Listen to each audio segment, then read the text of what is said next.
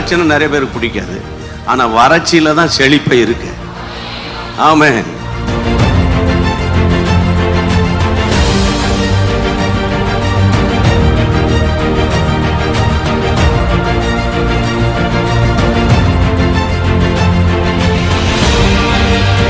யார் யாரெல்லாம் குடும்பத்தின் ரட்சிப்புக்காக, ஆண்டவரே குடும்பத்தின் ஆசீர்வாதத்துக்காக ஜெபித்தார்களோ ஒவ்வொருவருடைய குடும்ப வாழ்க்கையை கட்டி எழுப்புவீராக.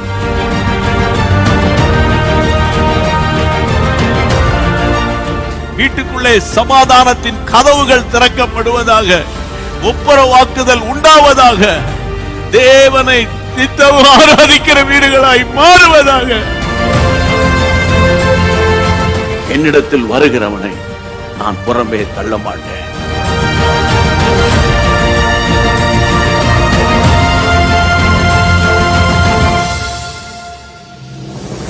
நமக்கு இருக்கிற ஒரே ஒரு நம்பிக்கை, என் வீட்டில் உயிரோ.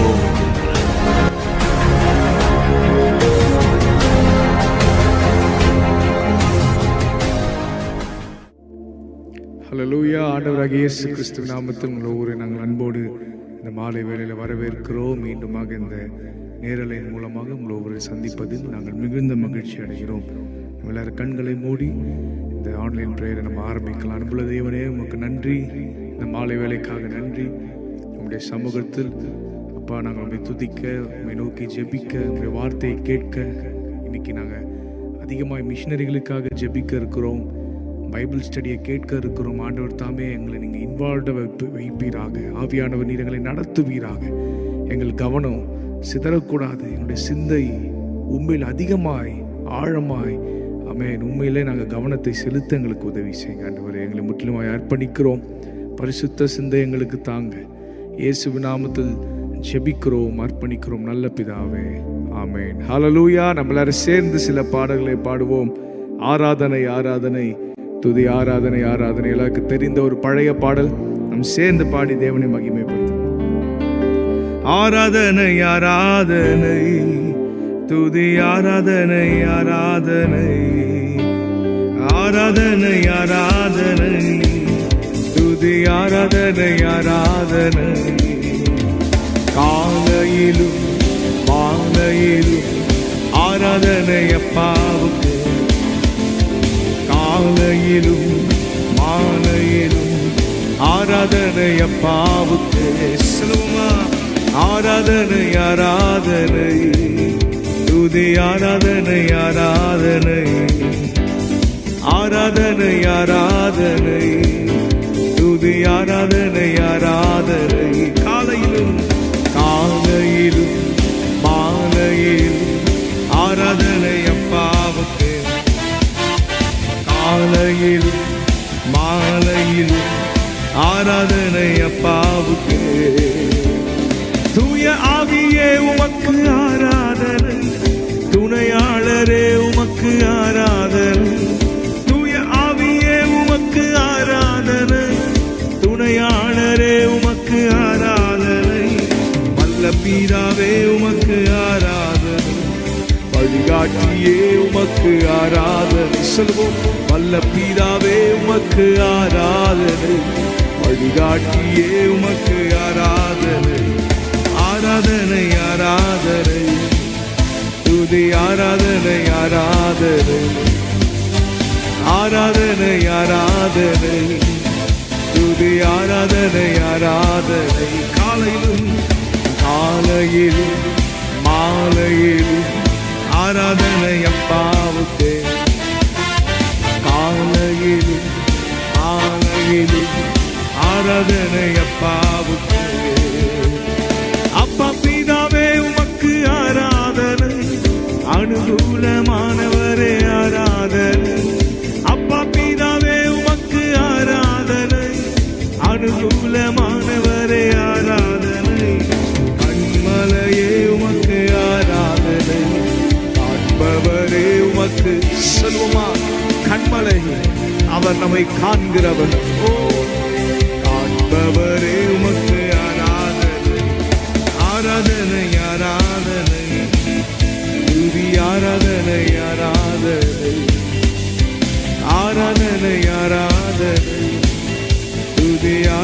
ஆராதனை ஆராதனை காலையிலும் காலையிலும் மாலையிலும் ஆராதனை அப்பாவுக்கே காலையிலும் மாலையிலும் ஆராதனை அப்பாவுக்கே ஜீவபலியே உமக்கு ஆராதனை ஜீவ தண்ணீரே உமக்கு ஆராதனை ஜீவபலியே உமக்கு ஆராதனை ஜீவ தண்ணீரே உமக்கு ஆராதனை மேகஸ்தம்பமே உமக்கு ஆராதனை ஏசியாவே உமக்கு மேகஸ்தம்பமே மேகஸ்தம்பமே உமக்கு ஆராதனை ஏசியாவே உமக்கு ஆராதனை ஆராதனை ஆராதனை துதி ஆராதனை ஆராதனை ஆராதனை ஆராதனை துதி ஆராதனை ஆராதனை காலையில் மாலையில் ஆராதனை அப்பாவுக்கு காலையில் மாலையில் ஆராதனை அப்பாவுக்கு ஆராதனை ஆராதனை ஆராதனை துதி ஆராதனை ஆராதனை ஆராதனை ஆராதனை துதி ஆராதனை காலையிலும் காலையிலும் மாலையிலும் ஆராதனை அப்பாவுக்கு காலையிலும் மாலையிலும் ஆராதனை அப்பாவுக்கு ஜீவபலியே ஜீவபலியே உமக்கு ஆராதனை ஜீவ தண்ணீரே உமக்கு ஆராதனை ஜீவபலியே உமக்கு ஆராதனை ஜீவ தண்ணீரே உமக்கு ஆராதனை மேகஸ்தம்பமே உமக்கு ஆராதனை ஏசியாவே ஓ மேகஸ்தம்பமே உமக்கு ஆராதனை ஏசியாவே உமக்கு ஆராதனை ஆராதனை ஆராதனை துதி ஆராதனை ஆராதனை ஆராதனை ஆராதனை துதி ஆராதனை ஆராதனை காலையிலும் மாலையிலும் ஆராதனை அப்பாவுக்கு காலையிலும் மாலையிலும் நல்ல கைகளை கட்டி செலவுமா ஆராதனை ஆராதனை ஆராதனை துதி ஆராதனை ஆராதனை ஆராதனை ஆராதனை ஆராதனை துதி ஆராதனை ஆராதனை காலையிலும் காலையிலும் மாலையிலும் ஆராதனை அப்பாவுக்கு காலையிலும் மாலையிலும் ஆராதனை அப்பாவுக்கு அப்பா பிதாவே அப்பா பிதாவே உமக்கு ஆராதனை அனுகூலமானவரே ஆராதனை அப்பா பிதாவே உமக்கு ஆராதனை அனுகூலமானவரே ஆராதனை கண்மலையே உமக்கு ஆராதனை காண்பவரே உமக்கு ஆராதனை கண்மலையே உமக்கு ஆராதனை காண்பவரே உமக்கு ஆராதனை ஆராதனை ஆராதனை துதி ஆராதனை ஆராதனை ஆராதனை ஆராதனை துதி ஆராதனை ஆராதனை காலையிலும் காலையிலும் மாலையிலும் ஆராதனை அப்பாவுக்கு காலையிலும் மாலையிலும் ஆராதனை அப்பாவுக்கு காலையிலும் காலையிலும் மாலையிலும் ஆராதனை அப்பாவுக்கு காலையிலும் மாலையிலும் ஆராதனை சொல் நம்பத்தக்கவர் நம்பத்தக்கவர் நீர் ஒருவர் தானே உண்மையுள்ளவர் நீர் ஒருவர் தானே நம்பத்தக்கவர் நீர் ஒருவர் தானே உண்மையுள்ளவர் இயேசு ஒருவர் தானே பொய் சொல்லிட மனிதனல்ல மனமாறிட மனப்புத்திரனல்ல பொய் சொல்லிட மனிதனல்ல மனமாறிட மனப்புத்திரனல்ல செய்வதை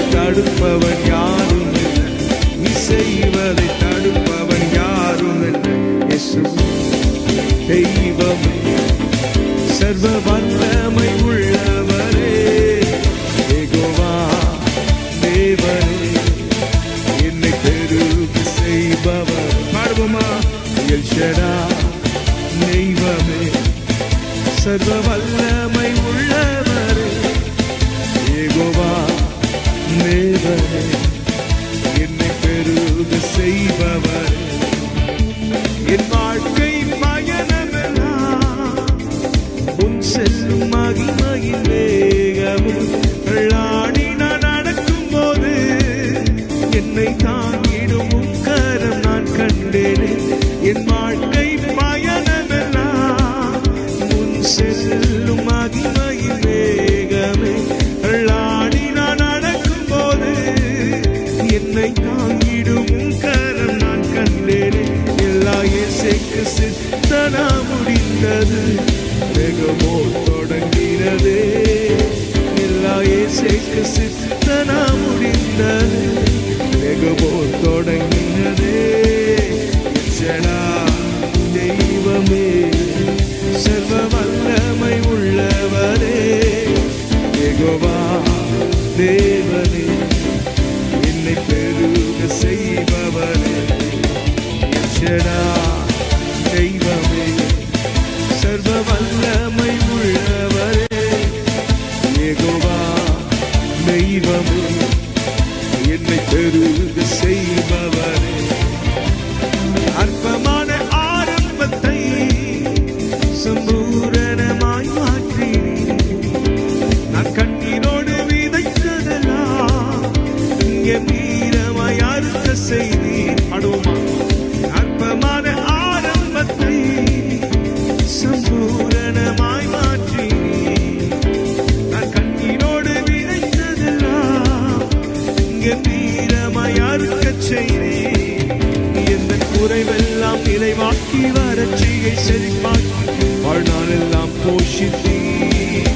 எந்த குறைவெல்லாம் நிறைவாக்கி வறட்சியை செழிப்பாக்கி வாழ்நாளெல்லாம் போஷித்தீர். தெய்வமே, சர்வ வல்லமை உள்ளவரே, யெகோவா தெய்வமே, என்னை பெருக செய்பவரே. தெய்வமே, சர்வ வல்லமை உள்ளவரே, யெகோவா தெய்வமே, என்னை பெருக சொல்லுவோம். எல் ஷடாய் தெய்வம், எல் ஷடாய் தெய்வமே, சர்வ வல்லமை. கண்களை மூடி ஆண்டவரை பார்த்து சொல்லுவோமா? அவர் எல் ஷடாய், யெகோவா ஈரே, நம் தேவைகளை சந்திக்கிறவர். நல்ல கைகளை தட்டி சொல்லுவோம். எல் ஷடாய் தெய்வமே, சர்வ வல்லமை உள்ளவரே, யெகோவா தேவனே, என்னை பெருக செய்பவர். நம்பத்தக்கவர், நம்பத்தக்கவர் நீர் ஒருவர் தானே, உண்மை உள்ளவர் நீர் ஒருவர் தானே. நம்பத்தக்கவர் நீர் ஒருவர் தானே, உண்மை உள்ளவர் நீர் ஒருவர் தானே. போய் சொல்லிட மனிதனல்ல, மனமாறிட மனபுத்திரனல்ல. போய் சொல்லிட மனிதனல்ல, மனமாறிட. போய் சொல்லிட, போய் சொல்லிட மனிதனல்ல, மனமாறிட மனபுத்திரனல்ல.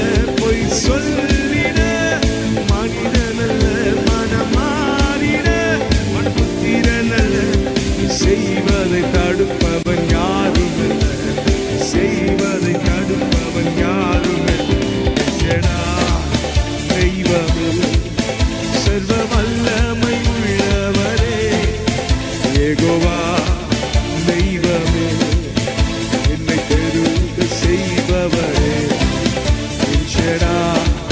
தெய்வமே, சர்வ வல்லமை உள்ளவரே, யெகோவா தெய்வமே, என்னை பெருக செய்பவரே. ஹல்லேலூயா. எத்தனை பேர் உண்மையா விசுவாசத்தோடு சொல்றீங்க? அவர் நம்மை பெருக செய்கிறவர், எல் ஷடாய் சர்வ வல்லவர். ஹல்லேலூயா.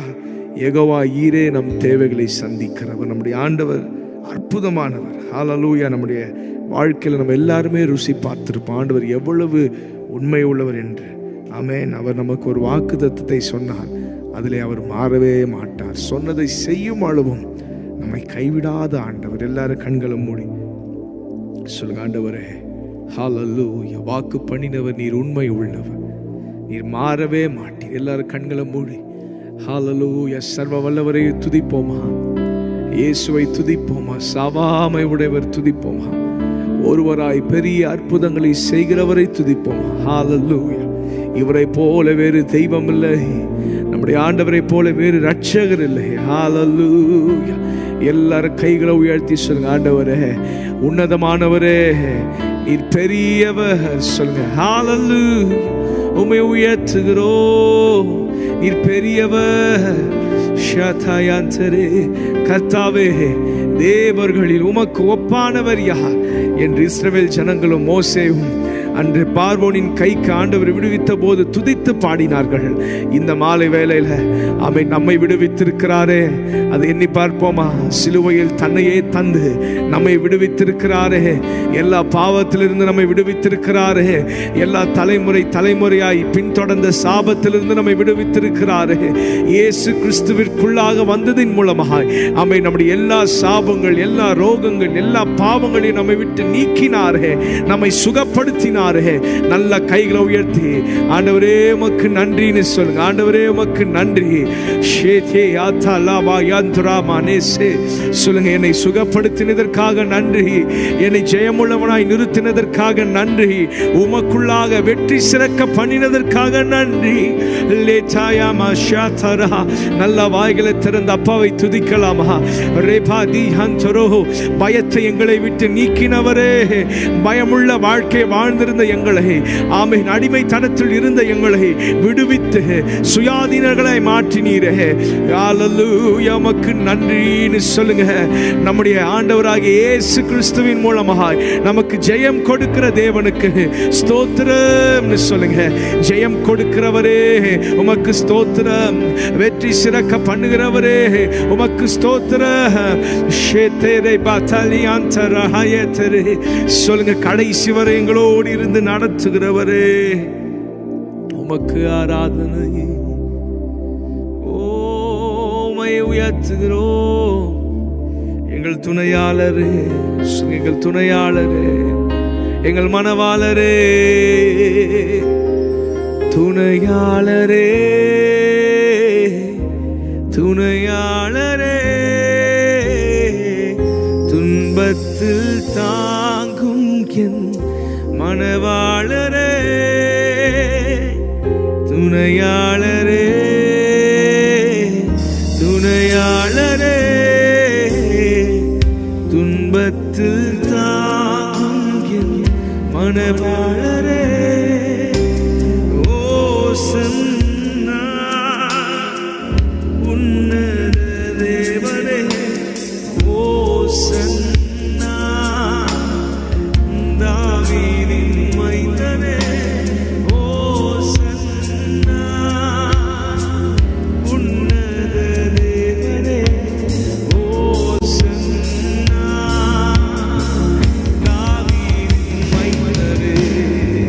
சாரோனின் ரோஜாவே, என் ஆத்ம நேசரே, பழுதற்ற ரத்தமே, தேவாட்டின் குட்டியே. சொல்லுவோமா? சாரோனின் ரோஜாவே, என் ஆத்ம நேசரே, பழுதற்ற ரத்தமே, தேவாட்டின் குட்டியே. அழகுள்ளவர் நீ, அழகுள்ளவர், 10,000ங்களிலும் சிறந்தவரே. அழகுள்ளவர் நீ, அழகுள்ளவர்,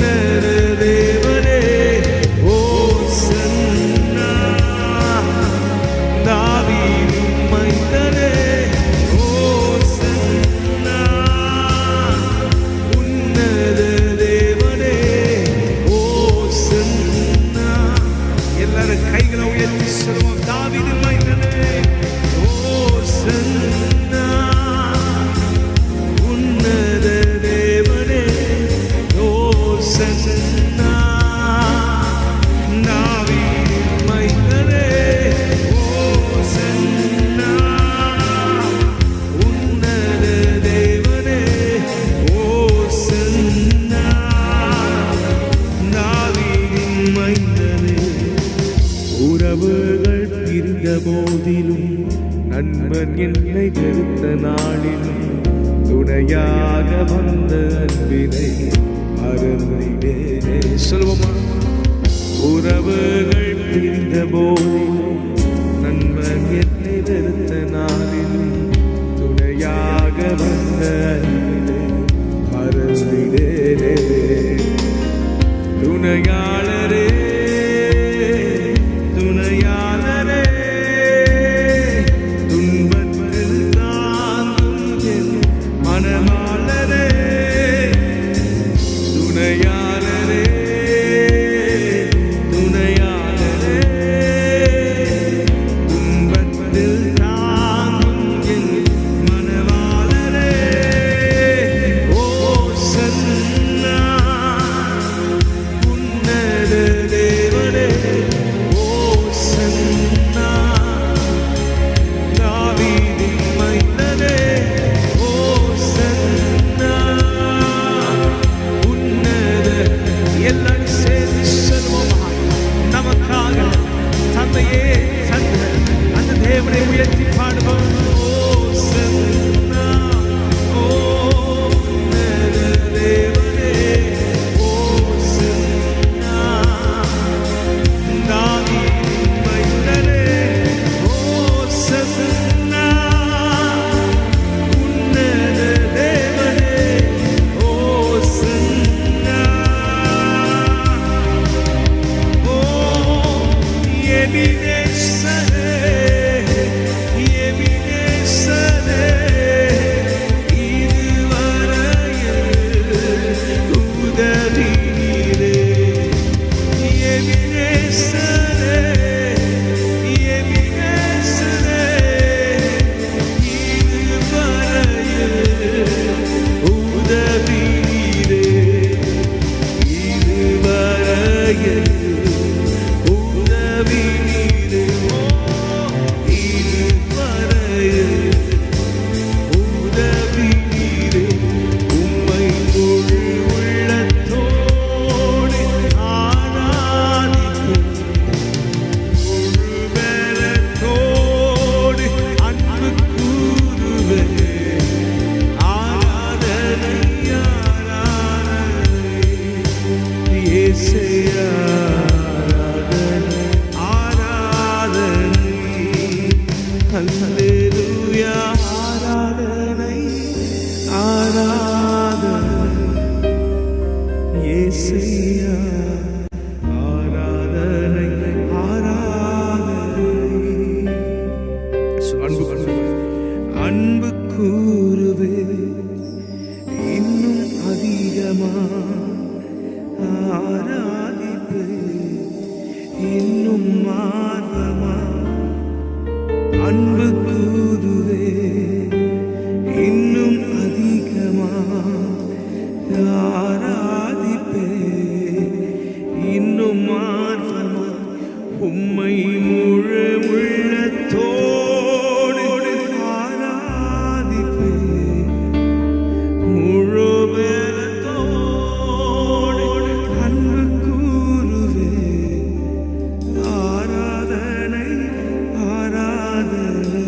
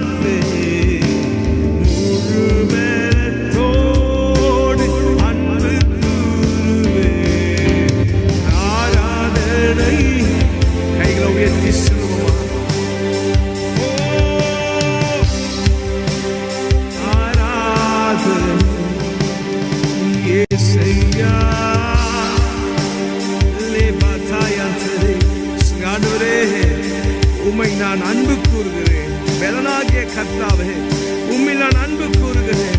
சொல்லுங்க, ஏசையா ஆராதனை ஆராதனை, ஏசையா ஆராதனை ஆராதனை, அல்லேலூயா அல்லேலூயா தரமாசே, ஏசையா ஆராதனை.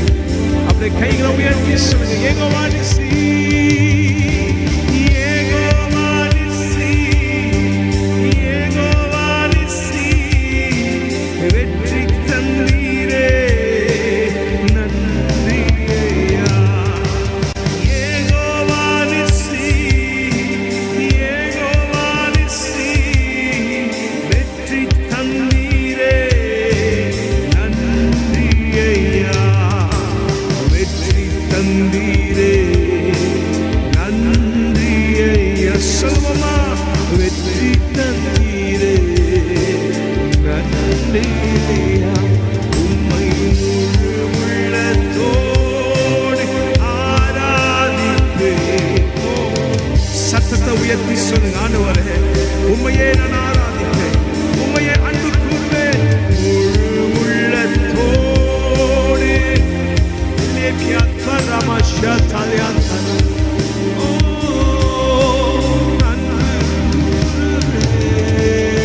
ஆராதனை ஆராதனை, இயேசுவே ஆராதனை ஆராதனை, அல்லேலூயா ஆராதனை, இயேசுவே ஆராதனை ஆராதனை, இயேசுவே ஆராதனை ஆராதனை, இயேசுவே ஆராதனை ஆராதனை. எத்தனை பேர் உண்மையை ஆண்டவரை பார்த்து சொல்றீங்க, ஆண்டவரே நான் உண்மையில் அன்பு கூறுவேன். அந்த வேதத்தில் ஒரு அழகான ஒரு வசனம் உண்டு. எல்லாரும் உங்க கையில நீங்க பைபிள் வைத்திருந்தா நீங்க அதை திருப்பிக் கொள்ளுங்க. ஆண்டவர் தம்முடைய ஜனங்களை பார்த்து ஒரு அழகான ஒரு காரியத்தை சொல்லி தருகிறார். யோவான் 14:15 அதிகாரம். ஹல்லேலூயா. யோவான் 14:15 அதிகாரத்தில் இயேசு கிறிஸ்து விதமாய் சொல்லுகிறார், நீங்கள் இடத்தில் அன்பாய் இருந்தால் என் கற்பனைகளை கைக்கொள்ளுங்கள். If all of you love me, keep my commandments. இன்னொரு டிரான்ஸ்லேஷன்ல இருக்கு, if you love me you will obey what I command. பொதுவாக நம்ம எல்லாருமே அன்பு கூறுகிற ஆண்டவரே, உண்மை நான் நேசிக்கிற ஆண்டவரேன்னு பாடுவோம். ஆனால் உண்மையாக ஆண்டவரை நேசிப்பது அப்படின்றது அப்படியே வார்த்தைகளுக்கு கீழ்ப்படிவது. எதையெல்லாம் அவர் நமக்கு கட்டளையாக தருகிறாரோ அது எல்லாவற்றையும் கை கொள்வது தான் உண்மையாய் தேவனிடத்தில் அன்பு கூறுவது. இந்த நேரத்தில் நம்ம எல்லாரும் ஜெபிக்க போகிறோம். ஆமென். ஹல்லேலூயா. இந்த சிலுவை பாடுகளை தியானித்து கொண்டிருக்கிற இந்த நாட்களில், ஆமென், இந்த லெந்து நாட்களில் இருக்கிற நாம் அதிகமாய் ஆண்டவரை கிட்டி நெருங்க பிரயாசப்படணும். இன்னைக்கு கைகளை உயர்த்தி சொல்லுங்க, கண்களை மூடி, உங்களால் முடிந்தால் நீங்கள் முழங்கால் படிட்டுக் கொள்ளுங்க. நம்ம எல்லாரும் கொஞ்சம் அப்படியே ஜெபிக்கலாம். ஆமென். இயேசு கிறிஸ்து சொல்லுகிறார், நீங்கள் என்னிடத்தில் அன்பாக இருந்தால், இஃப் யூ லவ் மீ, என் கற்பனைகளை கை கொள்ளுங்கள். You will obey what I command. If you all love me, keep my commandments. அப்படியே கைகளை உயர்த்தி அர்ப்பணிப்போடு சொல்லலாமா? ஒருவேளை இதுவரைக்கும் நம்முடைய வாழ்க்கை எப்படி இருந்தது என்று சிந்தித்து பாருங்க. நம்ம ஆண்டவருடைய வார்த்தைகளுக்கு கீழ்ப்படிந்து செயல்படுகிறோமா? ஆண்டவரே, உம்மை நான் அன்பு கூறுகிறேன், உம்மை நான் நேசிக்கிறேன், உம்மை நான் அன்பு கூறுவேன் என்று சொல்லி பாடுகிற நாம், ஜெபிக்கிற நாம் மெய்யாகவே ஆண்டவர் அன்பு கூறுகிறோமா? மெய்யாக நாம் ஆண்டவர் அன்பு கூர்ந்தால் அவருடைய வார்த்தைகளை நாம் அவருடைய கட்டளைகளை நாம் கீழ்ப்படிவோம். இந்த மாலை வேளையில் சொல்லுங்க, ஆண்டவரே உம்முடைய வார்த்தைக்கு நான் கீழ்ப்படிவேன் ஆண்டவரே. ஆமென். I will obey your word, I will obey your command. சொல்லுங்க. ஆண்டவர் நமக்கு கொடுத்திருக்கிற கட்டளை, உன்னிடத்தில் நீ அன்பு கூறுவது போல் பின்னிடத்தில் அன்பு கூறுவாயாக. அதுமாதிரி பல கட்டளைகள் ஆண்டவர் நமக்கு சொல்லி கொடுத்திருக்கிறார். தேவனிடத்தில் நீ அன்பு கூறுவாயாக. ஆமென். உண்மையாவே தேவனிடத்தில் நம்ம அன்பு கூறுகிறோமா? அவருடைய வார்த்தையை நம்ம கீழ்ப்படியணும். உண்மையாகவே தேவனிடத்தில் அன்பு கூறுகிறோமா? நம்மை நாம் நேசிப்பது போல் பிறரை நேசிக்கணும். இன்னைக்கு அந்த குணம் நம்ம கிட்ட இருக்கா? ஆண்டவரே நான் உண்மை அன்பு கூறுகிறேன் சொல்ற நாம் பிறரில் அன்பு கூறுகிறோமா? நம்முடைய சக மனிதனில் அன்பு கூறுகிறோமா? அதுதான் ஆண்டவர் கட்டளையிட்டார். அதான் ஆண்டவர் சொல்ல, என்னிடத்தில் நீ அன்பா இருந்தால் என்னுடைய கட்டளைகளை நீ பின்பற்றுவாய். ஆண்டவர் சொன்ன கட்டளை, உன்னிடத்தில் நீ அன்பு கூறுவது போல் பிறரிடத்தில் அன்பாயிரு. Love others as you love yourself. இன்னைக்கு அப்படியே கைகளை உயர்த்தி சொல்லுங்க, ஆண்டவரே நான் பிறரை நேசிக்கணும். ஆண்டவரே இதை ஃபாலோ பண்ணாதான் நான் ஆண்டவரை உண்மையாய் நேசிக்கிறேன் என்ற அர்த்தம். இதை நான் பின்பற்றினால்தான் உண்மையா நான் ஆண்டவரை நேசிக்கிறேன் என்ற அர்த்தம். இதை நான் பண்ணாம ஆண்டவரே உங்களை நேசிக்கிறேன்னு சொல்லி ஆண்டவரை நம்ம ஏமாற்ற முடியாது. We will never say lame reasons in the presence of God. ஆண்டவரை நம்ம என்னைக்குமே ஏமாற்ற முடியாது. We can never fool our God. அவரை நம்ம ஏமாற்றவே முடியாது. கைகளை உயர்த்தி சொல்லுங்க, ஆண்டவரே என் இருதயத்திற்குள்ள அந்த அன்பை வைங்க ஆண்டவரேன்னு சொல்லுங்க. ஹல்லேலூயா. ஆண்டவர் நமக்கு கொடுத்த கட்டளை அதான், பிறரிடத்தில் அன்பு கூறுங்கள் அப்படின்னு மட்டும் சொல்லலை. உன்னிடத்தில் நீ அன்பு கூறுவது போல். எனக்கு எப்படி நடக்கணும், என் வாழ்க்கை எப்படி இருக்கணும், என் பிள்ளைகள் எப்படி இருக்கணும், என் குடும்பம் எப்படி இருக்கணும் நான் நினைக்கிறேனோ அதே போல பிறருக்கும் நான் நினைக்கணும். ஆண்டவரே எல்லாரும் கைகளை உயர்த்தி ஜெபிக்கலாமா? பிறரை நான் நேசிக்கணும் ஆண்டவரே. ஏற்றத்தாழ்வு நான் பார்க்கக்கூடாது. கிறிஸ்தவர்களாகிய நாம் சில நேரத்தில் ஏற்றத்தாழ்வுகளை பார்க்கிறோம். இன்னைக்கு அப்படியே ஆமேன் ஆவியான ஒரு உணர்த்த நீங்க ஜெபிங்க. ஆமேன். அவர் மேலானவர், நான் இவங்க கீழே, இவங்க பணக்காரங்க, இவங்க வந்து ரொம்ப ஏழை அப்படின்ற அந்த வேறுபாடுகள் இன்றைக்கு நமக்குள்ள இருக்கு, சபைக்குள்ள இருக்கிறது. இதெல்லாம் நம்ம பார்த்தா ஆண்டவரே அன்பு கூறுகிறேன் என்று சொல்வதில் பிரயோஜனம் இல்லை. கைகளை உயர்த்தி சொல்லுங்க, ஆண்டவரே நான் பிறரிடத்தில் அன்பு கூறணும். பிறரிடத்தில் அன்பு கூர்ந்து உம்முடைய கட்டளைகளை நான் கீழ்ப்படிவதன் மூலமாய் உம்மில் நான் அன்பு கூறுகிறேன். ஹல்லேலூயா. இதுதான் சத்தியம். இதைதான் இயேசு நமக்கு சொல்லி கொடுத்தார். ஒருவனிடத்தில் அன்பாய் இருந்தால் அவன் என்னுடைய கட்டளைகளை கை கொள்வான். He will keep my commandments. அவனுடைய கட்டளைகளை கை கொள்ளுவான். இன்னைக்கு கைகளை உயர்த்தி சொல்லுங்க, ஆண்டவரே நான் பிறரிடத்தில் அன்பா இல்லையே. சில நேரத்தில் எனக்குள்ள பொறாமை இருந்திருக்கிறது, சில நேரத்தில் எனக்குள்ள எரிச்சல் இருந்திருக்கிறது, பிறருடைய முன்னேற்றத்தை பார்த்து நான் பொறாமைப்பட்டிருக்கிறேன். இன்னைக்கு அப்படியே சொல்லுங்க, ஆண்டவரே அதை என்னை மன்னிங்க. எல்லாரையும் நேசிக்கணும் ஆண்டவரே. ஆமீன். எதிரியையும் நான் நேசிக்கணும் ஆண்டவரே, என் சத்துருவையும் நான் நேசிக்கணும் ஆண்டவரே. கைகளை உயர்த்தி சொல்லுங்க, I should love my enemy. I should love my neighbor. என் அருகில் இருக்கிற சக மனிதனை நான் நேசிக்கணும். இதுதான் நீங்க இடத்துல எதிர்பார்க்கிறது. இதுதான் மெய்யான கிறிஸ்தவம். பிறருக்கு உதவி செய்வது, பிறருக்கு நன்மை செய்வது, பிறரிடத்தில் அன்பு கூறுவது, இதையே ஆண்டவர் நம்மிடத்திலிருந்து எதிர்பார்க்கிறார். இதுவே மெய்யான ஆராதனை. ஆண்டவர் பிரியப்படுகிற வண்ணமாய் வாழ்கிறது தான் வர்ஷிப். சும்மா 4 பாடல்களை பாடிட்டு ஆண்டவரே உங்களை நேசிக்கிறேன் ஆண்டவரே, அர்ப்பணிக்கிறேன் ஆண்டவர்னு சொல்லி ஆண்டவரை நம்ம ஏமாற்ற முடியாது. இன்னைக்கு சொல்லுங்க, ஆண்டவரே என் வாழ்க்கை அதுவே ஒரு ஆராதனையாக இருக்கட்டும். நான் பிறரை நேசிக்கணும். நான் ஏற்றத்தாழ்வு பார்க்கக்கூடாது. நான் யாரையும் பிரித்து பார்க்கக்கூடாது. எனக்குள்ள வேறுபாடு இருக்கக்கூடாது. எனக்குள்ள பொறாமை இருக்கக்கூடாது. என்னை அர்ப்பணிக்கிறேன்னு சொல்லுங்க. இப்படி ஒரு வாழ்க்கையை வாழ்வதே தேவனில் மெய்யாய் அன்பு கூறுகிறவர்கள். இப்படிப்பட்ட வாழ்க்கையை வாழ்கிறவர்களே இயேசுவை மெய்யாக அன்பு கூறுகிறவர்கள். அர்ப்பணித்தே நான் அர்ப்பணித்தே அர்ப்பணித்தே நான் அர்ப்பணித்தே ஆவி ஆத்மா சரீரம் அர்ப்பணித்தேனையா. ஆவி ஆத்மா சரீரம் அர்ப்பணித்தேனையா. அப்பா என்னை முழுவதும் அர்ப்பணித்தேனையா. உயிரோடு இருக்கும் நாளெல்லாம் உமக்கு சொந்தமையா. அப்பா என்னை முழுவதும் பாடுவோம் சொல்லுங்க, ஆண்டவரே உயிரோடு இருக்கும் நாளெல்லாம் உமக்கு சொந்தமையா. அர்ப்பணித்தே நான் அர்ப்பணித்தே அர்ப்பணித்தே நான் அர்ப்பணித்தே ஆவி ஆத்மா சரீரம்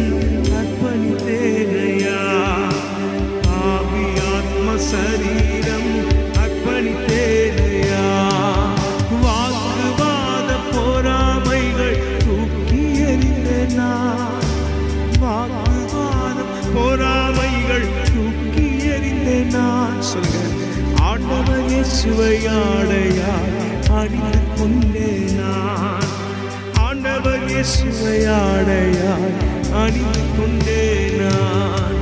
அப்பா என்னை முழுவதும் அர்ப்பணித்தேனையா, உயிரோடு இருக்கும் நாளெல்லாம் உமக்கு சொந்தமையா. அப்பா என்னை முழுவதும் அர்ப்பணித்தேனையா, உயிரோடு இருக்கும் நாளெல்லாம் உமக்கு. ரெண்டு கைகளை உயர்த்தி அர்ப்பணித்தேன், நான் அர்ப்பணித்தேன், அர்ப்பணித்தேன் நான். ஓ அர்ப்பணித்தேன் நான். ரேபாயாந்தரே அர்ப்பணித்தேன் நான், அர்ப்பணித்தேன். ஆவி ஆத்ம சரீரம் அர்ப்பணித்தேனையா, ஆவி ஆத்ம சரீரம் அர்ப்பணித்தேனையா. அப்பா என்னை முழுவதும் அர்ப்பணித்தேனையா, உயிரோடு இருக்கும் நாளெல்லாம் உமக்கு சொந்தமையா. அப்பா என்னை முழுவதும் அர்ப்பணித்தேனையா, உயிரோடு இருக்கும் நாளெல்லாம் உமக்கு சொந்தமையா. எபிரேயர் 11ஆம் அதிகாரம் 20ஆம் வசனம். எபிரேயர் 11:20. ஒருவர் வாசிங்க. விசுவாசத்தினாலே ஈசாக்கு வரும் காரியங்களை குறித்து யாக்கோபையும் ஏசாவையும் ஆசீர்வதித்தான். பிள்ளைகளை ஆசீர்வதித்ததற்கு ஒரு முக்கியமான நோக்கம் என்ன அப்படின்னு பார்த்தீங்கன்னா, அவனுக்குள்ள ஒரு விசுவாசம் இருந்தது. ஹல்லேலூயா. விசுவாசம். கண்டிப்பா ஆண்டவர் என் பிள்ளைகளை ஆசீர்வதிப்பார். நான் என் பிள்ளைகளை ஆசீர்வதிக்கும் பொழுது வருங்காலத்திலே என் பிள்ளைகள் ஆசீர்வாதமாய் இருப்பார்கள் என்று அறிந்து அவன் ஆசீர்வதித்தான். ஹல்லேலூயா. இன்னைக்கு நமக்குள்ளே விசுவாசம் இருக்கணும். நான் என் பிள்ளைகளை ஆசீர்வதித்தால் அவர்கள் ஆசீர்வாதமாய் இருப்பார்கள். கண்டிப்பா தேவன் என் பிள்ளைகளை ஆசீர்வதிப்பார் என்கிற ஒரு விசுவாசம் நமக்கு இருக்க வேண்டும். ஹல்லேலூயா. இந்த விசுவாசமோ ஆபிரகாமிடத்திலிருந்து தான் விசுவாசம் ஈசாக்குக்குள்ளே கடந்து வந்தது. அன்னைக்கு தீமோத்தேயுவுக்கு தாயிடத்திலிருந்து விசுவாசம் கடந்து வந்தது. ஆகவே நம்ம வீட்டில் நம்ம எந்த அளவுக்கு விசுவாச வார்த்தைகளை பேசுகிறோமோ அந்த அளவுக்கு நம்முடைய குடும்பத்தில் அற்புதங்களை கர்த்தர் செய்வார். நம்முடைய பிள்ளைகள், நம்முடைய குடும்பத்தினர் விசுவாசத்தில் அவர்கள் பெருகுவார்கள். ஹல்லேலூயா. ஒருவேளை கணவன் விசுவாசத்தில் குறைவாக இருந்தால் மனைவியுடைய விசுவாச வார்த்தைகள் கணவனை தூக்கி எடுப்போம். ஆமேன். ஒருவேளை மனைவி விசுவாசத்தில் குறைவுபட்டிருந்தா கணவன் விசுவாச வார்த்தைகளை பேசும் பொழுது மனைவியை தூக்கி எழுப்ப நிறுத்த முடியும். ஆமேன். இதே போலதான் பெற்றோர் பிள்ளைகள். அப்போ ஒவ்வொரு நாளும் விசுவாசத்தினால வருங்காலத்தை அறிந்து கர்த்தர் வருங்காலத்தில் என்னுடைய குடும்பத்தை ஆசீர்வதிப்பார், என் குடும்பத்தின் பிள்ளைகள் ஆசீர்வதிப்பார் என்று அறிந்து அறிந்து அறிந்து விசுவாசத்தோடு நாம் ஆசீர்வதிக்க வேண்டும். ஆமேன். ஹல்லேலூயா. ஹல்லேலூயா. அன்பான தேவனுடைய பிள்ளைகளே, ஒவ்வொரு முறையும் கர்த்தர் நம்மோடு கூட பேசும் பொழுது அந்த காரியங்களை நாம் கற்றுக்கொள்ள வேண்டும். அடுத்தது பாருங்க, 28ஆம் அதிகாரம் முதல் வசனம், முதல் 2 வசனம். ஈசாக்கு யாக்கோபை அழைத்து அவனை ஆசீர்வதித்து, நீ கானானியருடைய குமாரத்திகளில் பெண் கொள்ளாமல் எழுந்து புறப்பட்டு பதான் அராமில் இருக்கிற உன் தாயினுடைய தகப்பனாகிய பெத்துவேலுடைய வீட்டுக்கு போய் அவ்விடத்தில் உன் தாயின் சகோதரனாகிய லாபானின் குமாரத்திகளுக்குள் பெண்கொள் என்று அவனுக்கு கட்டளையிட்டான். ஈசாக்கு அடுத்தது ஆலோசனை கொடுக்கிற ஒரு தகப்பனா இருந்தான். ஆமேன். பிள்ளைகளுக்கு நல்ல ஆலோசனை கொடுக்கிற ஒரு தகப்பனா இருந்தான். ஆமேன். அன்பான தேவனுடைய பிள்ளைகளே, ஈசாக்கு யாக்கோபை அழைத்து ஆசீர்வதித்து சொல்லுகிறான், நீ என்ன செய்யக்கூடாது? கானானிய பெண்களை திருமணம் செய்யக்கூடாது. உன்னுடைய சகோதரன் குடும்பத்துக்கு போய் அங்கு போய் ஒரு நல்ல பெண்ணை திருமணம் செய்து கொள் என்று சொல்லுகிறான். இது எதற்கு அடையாளமாக இருக்கிறது? வேதம் சொல்லுகிறது, நல்ல ஒரு ரட்சிக்கப்பட்ட ஒரு பெண் அல்லது மகன் கண்டிப்பாக ரட்சிக்கப்பட்ட குடும்பத்தில் பிள்ளைகளை எடுத்தால் ஆசீர்வாதமாக இருக்கும் என்பதை குறிக்கிறது. ஆபிரகாம் ஈசாக்குக்காக ஒரு பெண் எடுக்கும் பொழுது இப்படிதான் எலியேசரை அனுப்பினா. அதே போல இந்த ஈசாக்கும் தன்னுடைய பிள்ளைகளை ஆசீர்வதிக்கும் பொழுது ரட்சிக்கப்பட்ட குடும்பத்திலிருந்து பிள்ளைகளை எடுத்துக்கொள்ள வேண்டும் என்கிறதை அவன் வலியுறுத்துகிறதை பார்க்கிறோம். கானானிய ஸ்திரீகளிடத்தில் வரக்கூடாது. காரணம், கானானிய ஸ்திரீ என்று சொல்லும் பொழுது சபிக்கப்பட்டவர்கள். கானானியர் சபிக்கப்பட்டவர்கள். நம்ம எல்லாருக்கும் தெரிந்திருக்கிறபடி கானானி ஆவி எதற்கு அடையாளம்? சாபத்துக்கு அடையாளம். கர்த்தரை நேசிக்கிற பிள்ளைகளை நம்ம நேசிக்கணும், கர்த்தரை நேசிக்காத பிள்ளைகளை நம்ம நேசிக்கணும், அவர்களை தேவன் பக்கம் திருப்புவதற்கு அவர்களோடு பேசணும். ஆனால் ரொம்ப ஐக்கியம் வச்சா நம்மையும் அவங்க என்ன செஞ்சிருவாங்க? அந்த வழிக்கு கொண்டு போயிடுவாங்க. அதில் ரொம்ப ஜாக்கிரதையாக இருக்க வேண்டும். ஒருவேளை நம்ம வச்சுட்டோமே, ஃப்ரெண்ட்ஷிப் வச்சுட்டோம், ஐக்கியம் வச்சுட்டோம், இதில் எப்படி விடுபடுறது அப்படின்னு நினச்சா நம்ம ஜெபிக்க வேண்டும். அல்லேலூயா. அவர்களை ரட்சிங்க ஆண்டவரே, அவர்களை தொடுங்க ஆண்டவரே, உன்னுடைய பிள்ளைகளாய் மாற்றுங்க ஆண்டவரே என்று ஜெபிக்கும் பொழுது கர்த்தர் சாபங்களை மாற்றுகிற தேவனாய் இருக்கிறார். அல்லேலூயா. அப்போ பார்த்தீங்கன்னா கிட்டத்தட்ட ஈசாக்குடைய வாழ்க்கையிலேருந்து 11 காரியங்கள், நல்ல காரியங்களை கற்றுக்கொள்வதற்கு கர்த்தர் கிருபை பாராட்டி இருக்கிறார். ஆமென். இப்படிப்பட்ட ஈசாக்குடைய வாழ்க்கையில கூட சில தவறுகள் இருந்தது, நம்ம எல்லாருக்கும் தெரியும். அதை நம்ம கொஞ்சம் பார்க்க போகிறோம். ஆதியாகமம் 26ஆம் அதிகாரம் 7ஆம் வசனம். ஆதியாகமம் 26:7ஆம் வசனம். அவ்விடத்து மனிதர்கள் அவன் மனைவியை குறித்து விசாரித்த போது, இவள் என் சகோதரி என்றான். ரெபெக்காள் பார்வைக்கு அழகுள்ளவானபடியினால் அவ்விடத்து மனிதர்கள் அவள் நிமித்தம் தன்னை கொல்லுவார்கள் என்று எண்ணி அவளை தன் மனைவி என்று சொல்ல பயந்தான். ஆமென். பாருங்க, இந்த இடத்துல எப்படி ஆபிரகாமுடைய வாழ்க்கையில நடந்ததோ அதே இடத்துல, அந்த கேராரூரில் இதே இடத்துல தான் ஆபிரகாமும் சொல்றாரு, என்னுடைய மனைவி இல்லை, இது சகோதரி என்று சொல்லுகிறார். அப்படி சொன்னதின் நிமித்தம் அவன் பிடிச்சிட்டு போயிட்டான் அபிமெலேக்கு.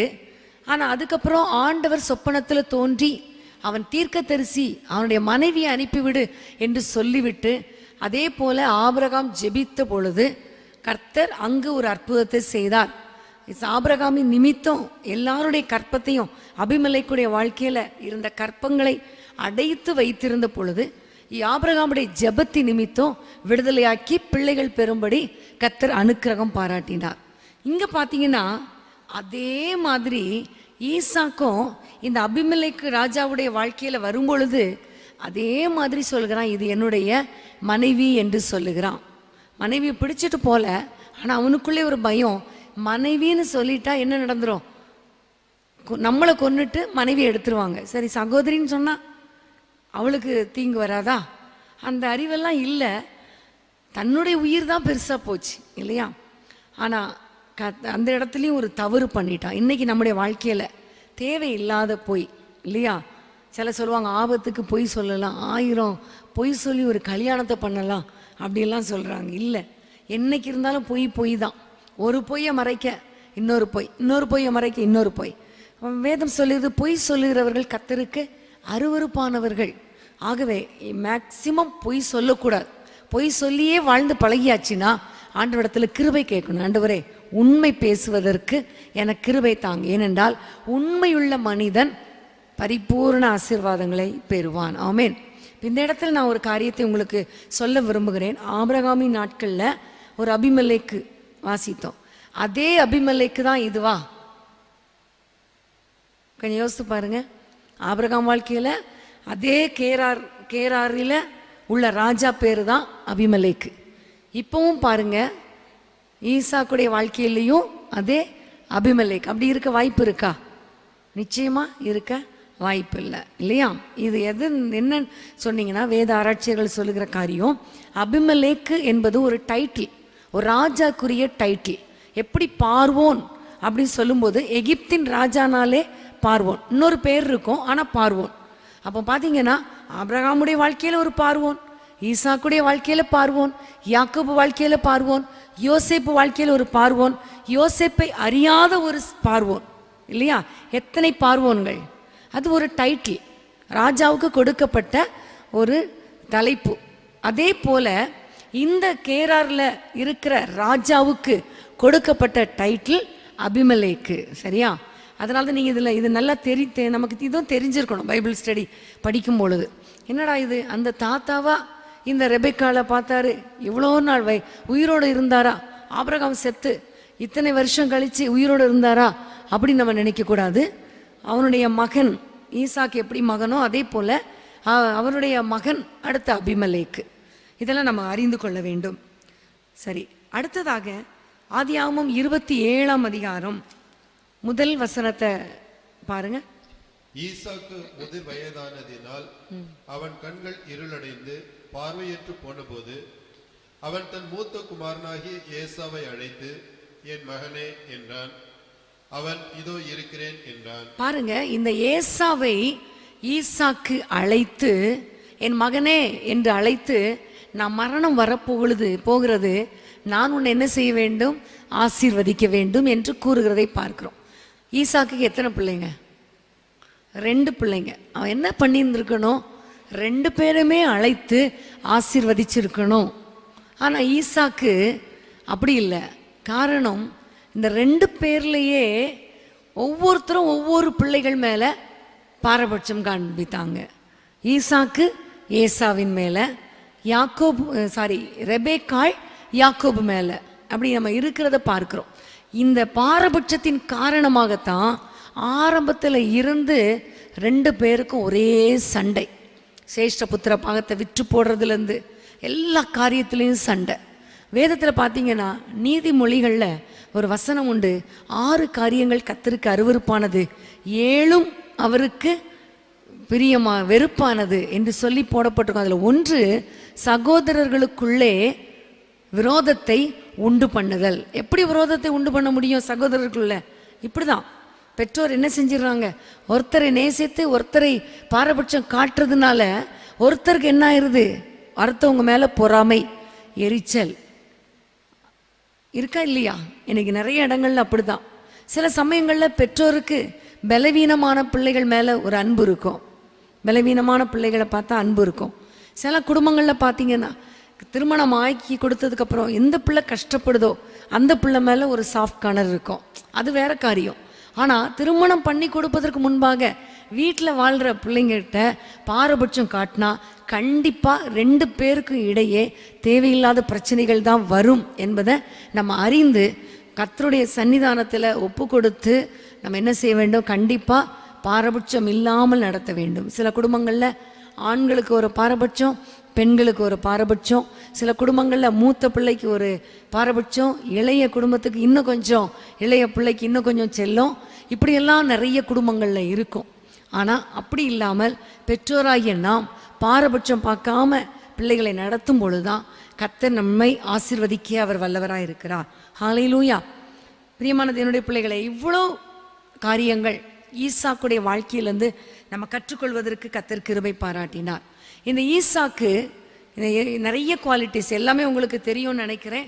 இப்படி நல்ல ஒரு ஆசீர்வாதமான ஒரு வாழ்க்கை வாழ்ந்த ஈசாக்குக்கு கர்த்தர் கொடுத்த ஆசீர்வாதங்களை நம்ம பார்க்க போகிறோம். ஹல்லேலூயா. ஈசாக்குடைய வாழ்க்கையில கர்த்தர் கொடுத்த நல்ல ஆசீர்வாதங்கள், முதல்ல பார்த்தீங்கன்னா அவனுக்கு நல்ல மனைவியை கர்த்தர் கொடுத்தார். ஆமென். உண்மையிலேயே குடும்ப வாழ்க்கை தான் ஒரு மனுஷனுடைய வாழ்க்கையில் ஒரு டேர்னிங் பாயிண்ட். கரெக்ட் தானே? சின்ன வயசுலேருந்து அம்மா அப்பா கிட்ட வளர்ந்துட்டுருக்கோம். ஆனால் அந்த திருமணம் பண்ணும் பொழுது தான் அந்த மனுஷன் அல்லது மனுஷியுடைய வாழ்க்கையில் ஒரு டேர்னிங் பாயிண்டே வரும். அது எப்படி அமைகிறதோ அப்படி தான் அவனுடைய வாழ்க்கை அமைகிறது. ஆகவே நல்ல ஒரு குடும்ப வாழ்க்கை அமைய வேண்டுமானால் ஈசாக்கை போல ஒரு தியானிக்கிற புருஷனாக, கர்த்தர்கிட்ட காரியங்களில் இன்ட்ரெஸ்ட் உள்ளவராக, பெற்றோரை கனம் பண்ணுகிற ஒரு மனிதனாக, பிரயாசப்படுகிற மனிதனாக, ஜெபிக்கிற ஒரு மனிதனாக நம்ம இருக்கும் பொழுது, விட்டு கொடுக்கிற ஒரு மனிதனாக, மனுஷியாக இருக்கும் பொழுது குடும்ப வாழ்க்கை ஆசீர்வதிக்கப்படுகிறது. ஹல்லேலூயா. திருமணமான பிறகு கூட நிறைய பிரச்சனைகள், போராட்டங்கள் குடும்பத்தில் வரலாம். ஆனால் ஈசாக்கை போல நம்ம வாழ நம்மை அர்ப்பணிக்கும் பொழுது கண்டிப்பாக நம்முடைய குடும்ப வாழ்க்கையை கர்த்தர் திரும்ப கட்ட அவர் வல்லவராக இருக்கிறார். ஆமென். ஹல்லேலூயா. அதே போல கர்த்தர் நமக்கு நல்ல பிள்ளைகளை கொடுத்து அவர்களுடைய வாழ்க்கையை காண்பதற்கு கர்த்தர் கிருபை பாராட்டுவார். ஹல்லேலூயா. ஆதியாகமம் 25ஆம் அதிகாரம் 5ஆம் வசனத்தை நாம் வாசிக்க கேட்போம். ஆபிரகாம் தனக்கு உண்டான யாவையும் ஈசாக்குக்கு கொடுத்தான். ஈசாக்குக்கு கிடைத்த ஒரு பெரிய ஆசீர்வாதம் தகப்பனுடைய சுதந்திரம். ஆமென், ஹல்லேலூயா. அன்பான தேவனுடைய பிள்ளைகளே, ஆபிரகாம் தனக்கு உண்டான எல்லாவற்றையும் ஈசாக்குக்கு கொடுத்தான். ஏனென்றால் இந்த ஈசாக்கு வாக்கு தத்தத்தின் பிள்ளையாய் இருந்தபடியினால அந்த ஆபிரகாம் எல்லாவற்றையும் ஈசாக்குக்கு கொடுத்தான் என்று நாம் பார்க்கிறோம். அன்பான தேவனுடைய பிள்ளைகளே, உங்களுடைய வாழ்க்கையிலையும் கர்த்தருடைய ஆசீர்வாதம், உலக பிரகாரமான தகப்பன் ஆபிரகாம். ஆனால் இன்றைக்கு அந்த ஆபிரகாமின் ஆசீர்வாதங்கள் நமக்கு வர வேண்டுமானால் நாம் ஈசாக்கை போல வாழ நம்மை அர்ப்பணிக்கும் பொழுது கண்டிப்பா ஆவிக்குரிய ஆசீர்வாதங்களும் உலக பிரகாரமான ஆசீர்வாதங்களும் நம் ஒவ்வொருவருக்கும் வரும் என்பதில் சந்தேகமில்லை. ஏனென்றால் நாம் ஒவ்வொருவரும் ஆபிரகாமுக்கு பிள்ளைகளாய் கர்த்தர் மாற்றி இருக்கிறார். ஆமென். ஆவிக்குரிய விதத்தில் ஆபிரகாமுடைய பிள்ளைகளாய் கர்த்தர் நம்மை மாற்றி இருக்கிறார். ஆகவே ஆபிரகாமுக்குள்ள அத்தனை ஆசீர்வாதங்களையும் கர்த்தர் நமக்கு கொடுக்க அவர் வல்லவராக இருக்கிறார். ஒரு சகேயு கர்த்தரை ஏற்றுக்கொண்ட பொழுது ஆண்டவர் சொல்லுகிறார், இவனும் ஆபிரகாமுக்கு குமாரனா இருக்கிறானே. அப்ப நம்மெல்லாம் யாரெல்லாம் இயேசுவை ஏற்றுக்கொண்டவர்களா இருக்கிறோமோ, யாரெல்லாம் ரட்சிக்கப்பட்டவர்களா இருக்கிறோமோ, அவர்கள் அத்தனை பேரும் ஆபிரகாமின் குமாரர். அப்ப ஆபிரகாமினுடைய ஆசீர்வாதம் என்ன? வெள்ளியும் பொன்னுமுடைய சீமானாய் இருந்தான். மிருக ஜீவன்கள், கழுதைகள், ஒட்டகங்கள் உடைய ஒரு பெரிய சீமான், வேலைக்காரரையும் வேலைக்காரிகளையும் உடைய ஒரு பெரிய சீமான். இன்னைக்கு ஆண்டவரை பார்த்து கேட்க போறேன், ஆண்டவரே எங்களுடைய வாழ்க்கையில பொருளாதார ஆசீர்வாதங்கள் எங்களுக்கு வேண்டும். ஆபிரகாமுக்கு கொடுத்த அந்த பொருளாதார ஆசீர்வாதங்களை எங்களுக்கு தாரும். எங்களுக்கு உதவி செய்யக்கூடிய மக்களை எங்களுக்கு எழுப்பி தாரும் என்றெல்லாம் நம்ம கேட்கும் பொழுது, நமக்கு தேவையான வாகனங்கள் எல்லாவற்றையும் தாரும் என்று கேட்கும் பொழுது, கர்த்தர் ஆபிரகாமின் ஆசீர்வாதங்கள் நம் ஒவ்வொருவருடைய வாழ்க்கையிலையும் கடந்து வருவதற்கு கர்த்தர் கிருபை பாராட்டுவார். ஆமென், ஹல்லேலூயா. அதே நேரத்தில் இன்னொரு காரியத்தை சொல்ல விரும்புகிறேன். உலக பிரகாரமான ஒரு ஆபிரகாமே தன்னுடைய மகனுக்கு அத்தனை ஆசீர்வாதங்களையும் கொடுப்பானே என்றால், பரமபிதா நம்முடைய தகப்பன் நமக்கு நன்மையான ஈவுகளை கொடுப்பது அதிக நிச்சயம் அல்லவா? ஹல்லேலூயா.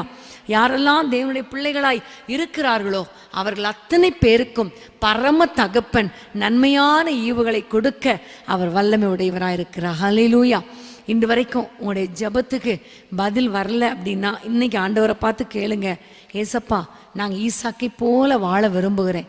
ஈசாக்குக்கு அவனுடைய தகப்பன் அவ்வளோ ஆசீர்வாதங்களை ஆஸ்திகளை கொடுத்தது உண்மையானால், நீர் பரம தகப்பன் என்னை ஆசீர்வதியும் ஆண்டவரே என்று கேட்கும் பொழுது கண்டிப்பா ஆபிரகாமுடைய ஆசீர்வாதங்கள், நம்முடைய தகப்பனுடைய ஆசீர்வாதங்கள் நம் ஒவ்வொருவருக்கும் கடந்து வரும் என்பதில் ஒரு சந்தேகமும் இல்லை. இதே நேரத்தில் ஒருவேளை உங்களுக்கு உங்களுடைய தகப்பனின் சொத்து வராமல் இருக்கலாம் இல்லையா? சில குடும்பங்களில் பார்த்தீங்கன்னா தகப்பன் எழுதி வைத்துட்டு போயிருப்பாரு, ஆனால் அண்ணன்மாரு அக்காமாரு எல்லாரும் சேர்ந்து என்ன செஞ்சிருவாங்க, எல்லாரும் அபகரிச்சுட்டு யாராவது ஒருத்தர் என்ன செஞ்சிருவாங்க, தள்ளிடுவாங்க. பார்த்துருக்கீங்களா உலகத்தில் நடக்கிற? இன்னைக்கு ஒருவேளை உங்களுடைய குடும்பத்தில் கூட உங்களுடைய தகப்பனுடைய சொத்து உங்களுக்கு வராமல் இருந்தால், ஒன்று நீங்கள் என்ன செய்யணும், விட்டு கொடுத்துடணும். நல்ல ஒரு கோர்ட்டுக்கு போவேன், வக்கீலை பார்ப்பேன், கேஸ் போடுவேன், வேண்டாம். போலீஸ்க்கு போவேன், வேண்டாம். விட்டு கொடுத்துடணும். ஆனால் ஒன்று நீங்கள் செய்யணும், என் தகப்பனுடைய சுதந்திரத்தை எனக்கு தாரும் ஆண்டவரே. என்னுடைய தகப்பனுடைய சுதந்திர பாகத்தை திருட நினைக்கிற ஆவிகளை நான் கடிந்து அப்புறப்படுத்துகிறேன், துரத்துகிறேன் சொல்லி நீங்கள் ஜெபித்தா கண்டிப்பாக தகப்பனுடைய ஆசீர்வாதத்தை கர்த்தர் நமக்கு தருவார். விசுவாசிக்கிறீங்களா? ஹல்லேலூயா, ஹல்லேலூயா. ஒரு முறை ஒரு சகோதரி அவங்க ஜெபித்தாங்க. அவங்களுடைய சகோதரர்கள் எல்லாரும் என்ன பண்ணிட்டாங்க, எல்லாமே இழந்து அவங்கள வெறுமையாக அனுப்பிட்டாங்க. அப்போ அவங்க ஜெபித்த காரியம், ஆண்டவரே என்னுடைய தகப்பனுக்கு இருக்கிற இன்னும் கொஞ்சம் ஆஸ்திகள் எங்கெங்கெல்லாம் மறைவிடத்தில் இருக்குதோ அது எல்லாத்தையும் நீங்கள் எங்களுக்கு தரணும் தரணும் என்று அவர்கள் ஜெபம் பண்ணி கொண்டே இருந்தாங்க. திடீரென்று பாருங்க, ஒரு பெரிய ஆசீர்வாதத்தை கர்த்தர் அவர்களுக்கு கொடுத்தார். என்ன ஆசீர்வாதம்னா, இன்னொரு தேசத்தில் அவங்க பிஸ்னஸை இறந்து போன தகப்பன் பதிவு பண்ணி ரிஜிஸ்டர் பண்ணி வைத்திருந்தாராம். அந்த ரிஜிஸ்டர் பண்ணின அந்த இது சொல்கிறாங்க இல்லையா, லோகோ, அந்த லோகோவை விற்று அதில் வர்ற பணம் சில லட்சங்கள் திடீரென்று சொல்லி இந்த குடும்பத்துக்கு வந்தது. நினச்சி கூட பார்க்கல, எங்கே இருக்குன்னு தெரியாது. இப்படி ஒரு லோகோவுக்கு இவ்வளோ லட்சங்கள் கிடைக்கும்னு கூட தெரியாது. ஆனால் அவங்க என்ன ஜெபம் பண்ணாங்களாம், ஆண்டவர் எங்களுக்கு தெரியாமல் என்னுடைய தகப்பனுடைய சொத்து எங்கெங்கே மறைந்திருக்கிறதோ புதைந்திருக்கிறதோ எங்களுக்கு தாங்கப்பா என்று அவங்க ஜெபித்தாங்களாம். அந்த பணத்தில் இருந்து இவர்களுக்கு வரும்படி கர்த்தர் கிருபை பாராட்டினார். ஹல்லேலூயா. அப்போ உண்மையிலேயே கர்த்தர் நமக்கு வர வேண்டிய ஆசீர்வாதத்தை எந்த சாத்தான் என்ன செய்ய முடியாது, திருட முடியாது. எந்த மனிதனும் திருட முடியாது. ஆனால் விட்டு கொடுத்துடணும், கர்த்தரிடத்துல ஜெபிக்கணும், கர்த்தர் நமக்கு அற்புதங்களை செய்வார். ஹல்லேலூயா, ஹல்லேலூயா. அடுத்ததாக ஈசாக்கு கிடைத்த ஒரு ஆசீர்வாதம் ஆதியாகமம் 26:12. ஈசாக்கு அந்த தேசத்தில் விதை விதைத்தான்.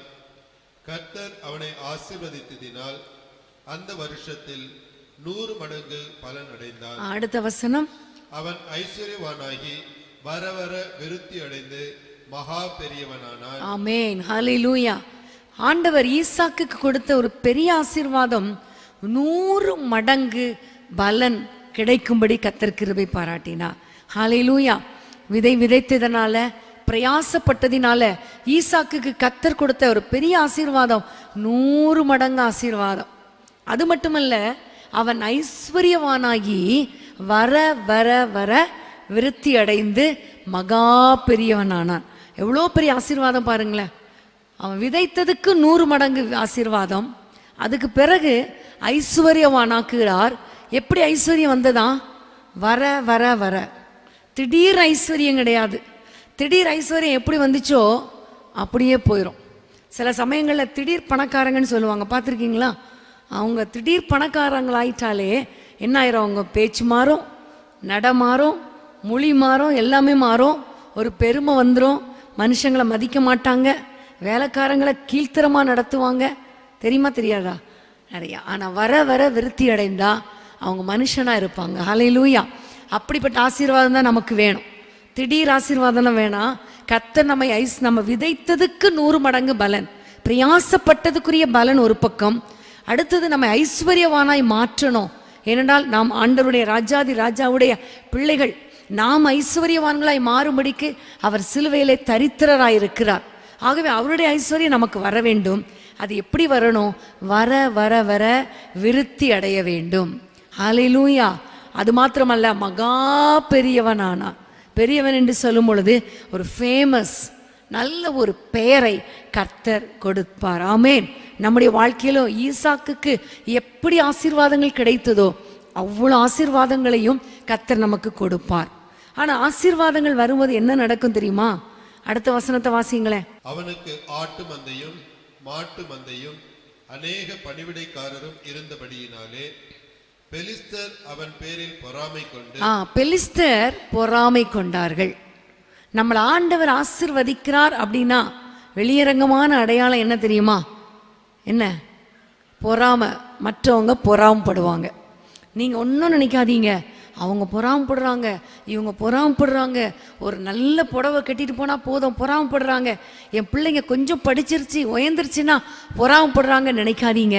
கர்த்தர் உங்களை ஆசீர்வதிக்கிறார் என்பதின் வெளியரங்கமான அடையாளம். ஆமென். அதுக்காக நீங்கள் பெருமை ஆயிராதீங்க. பெருமை உள்ளவர்களுக்கு தேவன் எதிர்த்து நிற்கிறார். ஆமென். கர்த்தர் நம்மை ஆசீர்வதிக்கும் பொழுது பொறாமைப்படுவாங்க. அடுத்தது என்ன நடக்கும்? அடுத்த வசனத்தை வாசிங்க. பொறாமை கொண்டு அவங்க செஞ்ச காரியம் என்ன? அவன் தகப்பனாகிய ஆபிரகாமின் நாட்களில் அவனுடைய வேலைக்காரர் வெட்டின துறவுகளை எல்லாம் தோர்த்து மண்ணினால் நிரப்பி போட்டார்கள். அவ்வளவுதான். அவங்களுக்கு வந்த எல்லா துறவையும் மண்ணினால நிரப்பி போட்டார்கள். பிரியமான தேவனுடைய பிள்ளைகளே, நமக்கு வருகிற ஆசீர்வாதத்தின் ஊற்று எங்க இருக்குன்னு பார்த்து அடைப்பதற்கு எல்லா விதத்திலும் கிரியை செய்வார்கள். உங்களுக்கு விரோதமாக மனுஷன் எழும்பி இருக்கிறான் அப்படின்னா ஒன்றை புரிந்து கொள்ளுங்க, கர்த்தர் என்னை ஆசீர்வதிக்கிறார். ஆமென். கர்த்தர் ஆசீர்வதிக்கும் பொழுதுதான் மனுஷர்கள் இப்படி நமக்கு விரோதமாய் கிரியை செய்வார்கள். அதை புரிந்து கொள்ள வேண்டும். பொறாமை கொண்டு பல விதங்களில் நமக்கு விரோதமாக செயல்படுவாங்க. நம்மளை பற்றி இல்லாது பொல்லாதெல்லாம் பேசுவாங்க. அவங்கள பார்த்தீங்களா, அவங்க எப்படி இருக்காங்க பார்த்தீங்களா, என்ன எப்படி போகிறாங்க பார்த்தீங்களா, அவங்க பேச்சை பார்த்தீங்களா சொல்லுவாங்க. சொல்லிட்டு போட்டோம், கவலையே படாதீங்க. ஒன்றை புரிந்து கொள்ளுங்க, கர்த்தர் என்னை ஆசீர்வதிக்கிறார். ஆமென். நமக்கு ஒரு ப்ரொமோஷன் காத்திருக்குதுன்னா அதற்கு முன்பாக ப்ரொமோஷனுக்கு வரவிடாதபடிக்கு நிறைய பெட்டிஷன் போயிட்டே இருக்கும். எனக்கு எப்போ பார்த்தாலும் பெட்டிஷன் போடுறாங்க, என்னை பற்றி தப்பு தப்பாக எழுதி போடுறாங்க. கவலைப்படாதீங்க, ஒரு பெரிய உயர்வு வந்து கொண்டு இருக்கிறது. ஆமென். ஹல்லேலூயா. கர்த்தர் உங்களை ஆசீர்வதிக்க போகிறார். அதன் வெளியரங்கமான அடையாளம் தான் பொறாமை. எல்லா விதத்திலும் நமக்கு விரோதமாய் மனுஷர்கள் எழும்பி கிரியை செய்கிற காரியங்கள். அன்பான தேவனுடைய பிள்ளைகளே, கர்த்தருக்கு பிரியமானபடி நம்ம வாழும் பொழுது கர்த்தர் நம்மை ஆசீர்வதிக்க அவர் வல்லவராய் இருக்கிறார். பல விதங்களில் பிசாசு எழும்பி வரலாம், பல விதங்களில் மனிதன் நம்முடைய ஆசீர்வாதத்தை தடை செய்ய வரலாம். ஆனால் கர்த்தர் நமக்கென்று ஒரு ரெகபோத்தை கொடுப்பார். ஆமென். நாம் பெருகும்படி கர்த்தர் நமக்கு இடம் உண்டு பண்ணுவார். ஹல்லேலூயா. நம்மை கர்த்தர் வர வர விருத்தி அடைய செய்வார், மகா பெரியவனாக்கும்படி கர்த்தர் செய்வார். ஹல்லேலூயா. நம்மை பார்க்கிற ஜனங்கள் கர்த்தரால் ஆசீர்வதிக்கப்பட்டவர்கள் என்று சொல்லுகிற அளவுக்கு நம்மையும் நம்முடைய குடும்பத்தையும் கர்த்தர் ஆசீர்வதிப்பார். ஹல்லேலூயா. ஹல்லேலூயா. அன்பான தேவனுடைய பிள்ளைகளே, நம்முடைய வாழ்க்கையில கர்த்தர் மகிமையான காரியங்களை அவர் செய்ய வல்லவராய் இருக்கிறார். 25ஆம் அதிகாரம் 21ஆம் வசனத்தை வாசிப்போம். 25, 21. மலடியாயிருந்த தன் மனைவிக்காக ஈசாக்கு கர்த்தரை நோக்கி வேண்டுதல் செய்தான்.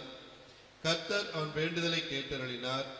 அவன் மனைவி ரெபெக்காள் கர்ப்பம் தரித்தாள். ஆமென். கர்த்தர் ஈசாக்கின் ஜெபத்தை கேட்டார். ஹல்லேலூயா.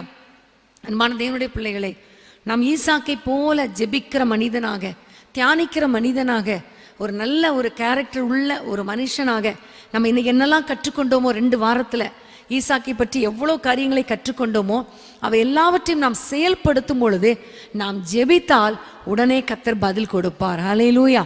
நம்முடைய ஜெபம் கேட்கப்படும். ஆமென். என்னுடைய ஜெபத்துக்கெல்லாம் கர்த்தர் பதில் கொடுப்பாரா நினைக்காதீங்க. நம்ம ஈசாக்கை போல வாழ நம்மை அர்ப்பணிக்கும் பொழுது கர்த்தர் நம்முடைய ஜெபத்துக்கு கர்த்தர் பதில் கொடுப்பார். ஆமென். ஹல்லேலூயா. பல வருஷங்களாக, திருமணமாகி கிட்டத்தட்ட 20 வருஷங்களாக குழந்தை இல்லாமல் இருந்த இந்த ஈசாக்குடைய ஜெபத்தை கர்த்தர் கேட்டு ஒரு குழந்தை பாக்கியத்தை கர்த்தர் கட்டளையிட்டார். ஆமென். ஈசாக்குடைய ஜெபத்துக்கு பதில் கொடுத்த தேவன் நம்முடைய ஜெபத்துக்கு பதில் கொடுக்க மாட்டாரா? நமக்கு அற்புதங்களை செய்ய மாட்டாரா? நிச்சயமாகவே செய்வார். ஹல்லேலூயா. ஹல்லேலூயா. அன்பான தேவனுடைய பிள்ளைகளை, ஒவ்வொரு நாளும் நம்ம ஜெபிக்கும் பொழுது ஈசாக்கி போல வாழ எனக்கு கிருபை கொடுங்கப்பா, நான் தியானிக்கணும், பலிபீடம் கட்டி உம்மை தொழுது கொள்ளணும், ஜெபிக்கணும், பிள்ளைகளை ஆசீர்வதிக்கணும், குடும்பத்தில் ஒரு சாட்சியுள்ள வாழ்க்கை வாழணும், குடும்பத்தில் எல்லாரையும் நேசிக்கணும் என்றெல்லாம் நம்ம வாழும் பொழுது, விதைக்கணும், காணிக்கை கொடுக்கணும், பிரயாசப்படணும் என்றெல்லாம் நம்ம வாழும் பொழுதுதான் கர்த்தர் நம்முடைய ஜெபத்துக்கு பதில் கொடுப்பார். ஆமென். நான் ஈசாக்க மாதிரிலாம் வாழ மாட்டேன், நான் பாட்டுக்கு என் வேலையை பார்த்துட்டு இருப்பேன். கர்த்தர் மட்டும் என்னை ஆசீர்வதிக்கணும்னா எப்படி ஆசீர்வதிக்க முடியும் இல்லையா? அப்போ நம்ம அர்ப்பணிக்க வேண்டும். ஹல்லேலூயா. ஹல்லேலூயா. யாத்ராகமம் 3ஆம் அதிகாரம் 6ஆம் வசனத்தை வாசிக்க கேட்போமா? யாத்ராகமம் 3:6. பின்னும் அவர், நான் ஆபிரகாமின் தேவனும் ஈசாக்கின் தேவனும் யாக்கோபின் தேவனுமாகிய உன் பிதாக்களுடைய தேவனாய் இருக்கிறேன் என்றார். மோசே தேவனை நோக்கி பார்க்க பயந்ததினால் தன் முகத்தை மூடிக்கொண்டான். ஆண்டவர் என்ன சொல்லுகிறார்? நான் ஆபிரகாமின் தேவனும் ஈசாக்கின் தேவனும் யாக்கோபின் தேவனும். ஹல்லேலூயா. இதை விட ஒரு பெரிய பாக்கியம் என்ன இல்லையா? முற்பிதா என்று சொல்லப்பட்டார். அந்த முற்பிதாக்களின் தேவன் என்று நம்முடைய ஆண்டவர் சொல்லுவதற்கு அவர் வெட்கப்படவில்லை. ஆண்டவர் தன்னை இன்ட்ரோடியூஸ் பண்றது எப்படி இன்ட்ரோடியூஸ் பண்ணுகிறார்? வானத்தையும் பூமியும் நான் படைத்தவன், இது உலகத்தை படைத்தவன், உன்னை படைத்தவர் நான் தான் சொல்லல, ஆபிரகாமின் தேவன், ஈசாக்கின் தேவன், யாக்கோபின் தேவன் கர்த்தர் சொல்லுகிறார். ஹல்லேலூயா. இது எவ்வளோ பெரிய பாக்கியம். நம்ம கூட நம்மளை பற்றி இன்ட்ரோடியூஸ் பண்ணும்போது என்ன செய்வோம்? பெரிய பெருமையாக சொல்லுவோம், நான் அந்த குடும்பம், நான் இந்த குடும்பம், இவ்வளோ ஊழியம் செய்கிறேன், நான் இந்த சர்ச் மெம்பர், நான் இங்கே பண்ணுறேன், இவ்வளோ சம்பளம் வாங்குறேன், அப்படிலாம் நம்மளை இன்ட்ரோடியூஸ் பண்ணுவோம். ஆனால் நம்முடைய ஆண்டவர் அதெல்லாம் சொல்லலை, இன்னாருடைய தேவன். ஆமேன். நம்ம ஈசாக்கை போல இருந்தா கர்த்தர் நம்முடைய தேவன் என்று சொல்லப்படுவார். ஹல்லேலூயா. அதில் ஆண்டவர் ஒரு பெருமை அடைவார். ஆமேன். நான் கிறிஸ்டியுடைய தேவன். இப்போ உங்களுடைய பேரை சொல்லிக்கோங்களேன், உங்கள் ஒவ்வொருடைய பேரை சொல்லி என்னுடைய இவளுடைய தேவன் என்று சொன்னா எவ்வளோ சந்தோஷமா இருக்கும் இல்லையா? நம்முடைய ஆண்டவர் அப்படிப்பட்டவர். ஹல்லேலூயா. அவர் நம்முடைய தேவன் என்று சொல்லப்படுவதற்கு அவர் வெட்கப்படுவதில்லை. ஆமென். ஹல்லேலூயா. அன்பான தேவனுடைய பிள்ளைகளே, நம்ம ஈசாக்கை போல வாழும் பொழுது கர்த்தர் நிச்சயமாகவே நம்முடைய தேவனாய் இருப்பார். மற்றவர்களுக்கு சொல்லும் பொழுதும் நம்மளை அவரே இன்ட்ரோடியூஸ் பண்ணி விடுவார். ஹல்லேலூயா, ஹல்லேலூயா. ஆகவே அன்பான தேவனுடைய ஒரு முறை எனக்கு ஒரு முக்கியமான ஒரு நல்ல ஒரு சம்பவம் ஞாபகத்துக்கு வருது. ஜீசஸ் கால்ஸ், அதான் நம்முடைய தினகரன் ஐயா இருக்கும் பொழுது ஆந்திராவில் இருக்கிற ஒரு மனிதனுக்கு ஒரு காரியத்தை ஆண்டவர் வெளிப்படுத்தினாராம். என்ன சொன்னாராம்? டிஜிஎஸ் தினகரன் என்று ஒரு மனிதன் இருக்கிறார், அவருக்கு ஃபோன் போட்டு நீ ஜெபம் பண்ணு என்று சொன்ன பொழுது உடனே அவர் அந்த நம்பர், ஃபோன் நம்பர் கூட கொடுத்தாராம், ஆண்டவரே கொடுத்தாராம். திடீர்னு எழுதுன்னு சொன்னப்போ எழுதுனா ஒரு நம்பர் வந்துச்சான். அந்த நம்பருக்கு ஃபோன் பண்ணால் ஜீசஸ் கால்ஸில் எடுத்திருக்காங்க, ஜெபித்திருக்காங்க. ஒரு பெரிய அற்புதத்தை கர்த்தர் செய்தார். ஹல்லேலூயா. நம்முடைய ஊழியத்தில் கூட ஒரு முறை ஒரு சகோதரன், அவங்க ஆவடியில் இருந்தாங்க, ஆவடியில் அந்த கோவர்த்தனகிரி பக்கத்தில் இருந்தாங்க, சாரி ஜேபி எஸ்டேட் பக்கத்தில் இருந்தாங்க, சாரி. அப்போ அவங்க வீட்டில் திடீரென்று சொல்லி அவங்களுக்குள்ள ஒரு பிசாசனுடைய மனைவிக்குள்ள அந்த ஒரு நாள் ரொம்ப அலக்களிக்கும் பொழுது அவங்க சொல்கிறாங்களா, அந்த அம்மா சொன்னாங்களாம், ராபின்சனுக்கு சொல்லிட்டியா? அவர் வருவாரா, வந்துருவாரா? GPS Robinson வந்துருவாரா? அவர் வந்தால் நான் போயிடுவேனா அப்படின்னு சொல்லியிருக்கு. உடனே தான் இவருக்கு ஒரு ஸ்ட்ரைக் ஆகிருக்கு, இது என்னடா பேர் சொல்லி அவர் விசாரிச்சிருக்கிறார். அப்போ நாங்கள் ஹவுசிங் போர்டில் இருந்தோம். உடனே யாரோ சொல்லியிருக்காங்க இங்கே ஜிபிஎஸ் ராபின்சன் ஒரு மனிதர் இருக்கிறாருன்னு சொல்லி. உடனே அந்த அம்மா அவங்க சொன்னாங்க, சொல்லி நம்முடைய சகோதரர் போய் அங்கே போய் ஜெபம் பண்ண பொழுது அன்றைக்கே விடுதலை ஆயிட்டாங்க. இது பெருமைக்காக இல்லை, நம்முடைய ஆண்டவர் நம்மை குறித்து மற்றவங்களுக்கு சொல்ல அவர் வல்லமை உள்ளவராக இருக்கிறார். ஏனென்றால் அவர் நம்முடைய தேவன் என்று சொல்லப்படுவதற்கு அவர் ரொம்ப சந்தோஷமாக இருக்கிறார். ஹல்லேலூயா. பாருங்க, உண்மையிலேயே கர்த்தர் பெரியவர். ஆமேன். அவ்வளோ பெரியவர் நம்முடைய தேவன் என்று சொல்லி நம்மளை இன்ட்ரோடியூஸ் பண்ணுறாருன்னா அது எவ்வளோ பெரிய பாக்கியம் இல்லையா? அப்போ நம்முடைய வாழ்க்கையில் ஈசாக்கை போல வாழும் பொழுது கர்த்தர் கண்டிப்பாக ஒரு பெரிய காரியங்களை கர்த்தர் செய்ய அவர் வல்லவராக இருக்கிறார். ஆமேன். கலாத்தியர் 4ஆம் அதிகாரம் 28ஆம் வசனத்தை வாசிப்போம். கலாத்தியர் 4:28. சகோதரரே, நாம் ஈசாக்கை போல வாக்குத்தத்தத்து பிள்ளைகளாய் இருக்கிறோம். நாம் தொடர்ந்து வாசித்தா, நாம் அடிமைகள் அல்ல, ஈசாக்கை போல வாக்கு தத்தத்தின் பிள்ளைகள். ஹல்லேலூயா. ஈசாக்கை குறித்து ஆண்டவர் சொல்லுகிறார், அவன் அடிமையின் புத்திரன் அல்ல, வாக்கு தத்தத்தின் புத்திரன், சுதந்திரவாளி. ஹல்லேலூயா. அன்பான தேவனுடைய பிள்ளைகளே, இதே போல ஈசாக்கை போல நாம் வாழ்ந்தால் கண்டிப்பா நம்மை அடிமைப்படுத்துகிற எல்லா காரியங்களினின்றும் கர்த்தர் நமக்கு ஒரு விடுதலை கொடுத்து நம்மை சுதந்திரவாளியாய் கர்த்தர் மாற்றுவார். அதான் பவுல் சொல்லுகிறார், நாம் திரும்பவும் பயப்படுவதற்கு பயத்தின் ஆவியை பெறாமல், அடிமைத்தனத்தின் ஆவியை பெறாமல், அப்பா பிதாவே என்று கூப்பிடத்தக்க புத்திர சுவிகாரத்தின் ஆவியை பெற்றிருக்கிறோம். ஹல்லேலூயா. அன்பான தேவனுடைய பிள்ளைகளே, யாரெல்லாம் ஈசாக்கை போல வாழ்கிறார்களோ அவர்களுக்கு கர்த்தர் அடிமைத்தனத்தின் ஆவியை கொடுக்கல, பயத்தின் ஆவியை கொடுக்கல, அவர் வாக்கு தத்தங்களை போல புத்திர சுவிகாரத்தின் ஆவியை கொடுத்து வாக்கு தத்தத்தின் பிள்ளைகளாய் கர்த்தர் நம்மை மாற்றுகிற தேவனாய் இருக்கிறார். ஹல்லேலூயா. நம்ம இன்னும் அடிமைகள் கிடையாது. ஆமேன். நம்மை நம்ம பயப்பட வேண்டிய அவசியம் கிடையாது. பிசாசினு நம்மை அடிமைத்தனத்தில் வைக்க முடியாது. கர்த்தர் நமக்கு விடுதலை கொடுக்கிற தேவன், நம்மை விடுவிக்கிற தேவன், வாக்குத்தத்தங்கள் மூலமாய் நமக்கு கொடுத்து வாக்குத்தத்தத்தின் பிள்ளைகளாய் நம்மை மாற்றுகிற தேவன், அப்பா பிதாவே என்று கூப்பிடத்தக்க புத்திர சுவிகாரத்தின் ஆவியை கொடுத்து தேவனோடு கிட்டி சேருகிற ஒரு சிலாக்கியத்தை கர்த்தர் நமக்கு கொடுக்கிறார். ஹல்லேலூயா, ஹல்லேலூயா. அடுத்ததா நம்ம எல்லாருக்கும் தெரியும், நம்ம ஏற்கனவே வாசித்தோம், எபிரேயர் 11ஆம் அதிகாரம் 20ஆம் வசனத்துல எபிரேயர் முழுவதும் பார்த்தீங்கன்னா விசுவாசிகளுடைய பட்டியல். இந்த விசுவாசிகளுடைய பட்டியல்ல ஈசாக்குடைய பெயரையும் கர்த்தர் வைத்திருக்கிறார். ஹல்லேலூயா. அதே போல நம்முடைய வாழ்க்கையில கூட நாம் ஈசாக்கை போல வாழும் பொழுது அந்த ஜீவ புஸ்தகத்துல பேர் இருக்குமா இருக்காதா? கர்த்தர் எழுதுவாரா எழுத மாட்டாரா? நிச்சயமாக எழுதுவார். ஹல்லேலூயா. ஜீவ புஸ்தகத்துல பெயர் எழுதப்பட்டவங்க மட்டும்தான் பரலோகத்துல போக முடியும். அப்ப நாம் ஈசாக்கை போல வாழ நம்மை அர்ப்பணிக்கும் பொழுது கர்த்தர் நம்மை ஜீவ புஸ்தகத்துல பேர் எழுதி நமக்கு ஒரு நித்திய வாழ்வை அவர் கொடுக்க அவர் வல்லமை உடையவராய் இருக்கிறார். ஹல்லேலூயா. கடைசியாக ஆதியாகமம் 35ஆம் அதிகாரம் 28, 29 வசனங்கள் அதை எடுத்து வாசித்துருவோம். ஆதியாகமம் 35, 28, 29 வசனங்கள். ஈசாக்கு விருத்தாப்பியமும் பூரண ஆயுசும் உள்ளவனாகி 180 வருஷம் ஜீவித்திருந்து பிராணன் போய் மரித்து தன் ஜனத்தண்டையிலே சேர்க்கப்பட்டான். அவன் குமாரராகிய ஏசாவும் யாக்கோபும் அவனை அடக்கம் பண்ணினார்கள். ஆமென். ஹல்லேலூயா. அன்பான தேவனுடைய பிள்ளைகளே, உங்களுடைய வாழ்க்கையில கர்த்தர் உங்களுக்கு தீர்க்காயுசு நாட்களை கர்த்தர் கொடுப்பார். ஆமென். தீர்க்காயுசு நாட்கள் முக்கியம் கிடையாது. தீர்க்காயுசு நாம் வாழ்ற வாழ்க்கை வரைக்கும் சுகத்தோடு பலத்தோடு வாழ வேண்டும். ஆமென். கடைசி வரைக்கும் பாருங்க, இந்த ஈசாக்கு பிரயாணம் பண்ணுகிற அந்த அளவுக்கு ஒரு பலன் இருந்தது. ஆமென்.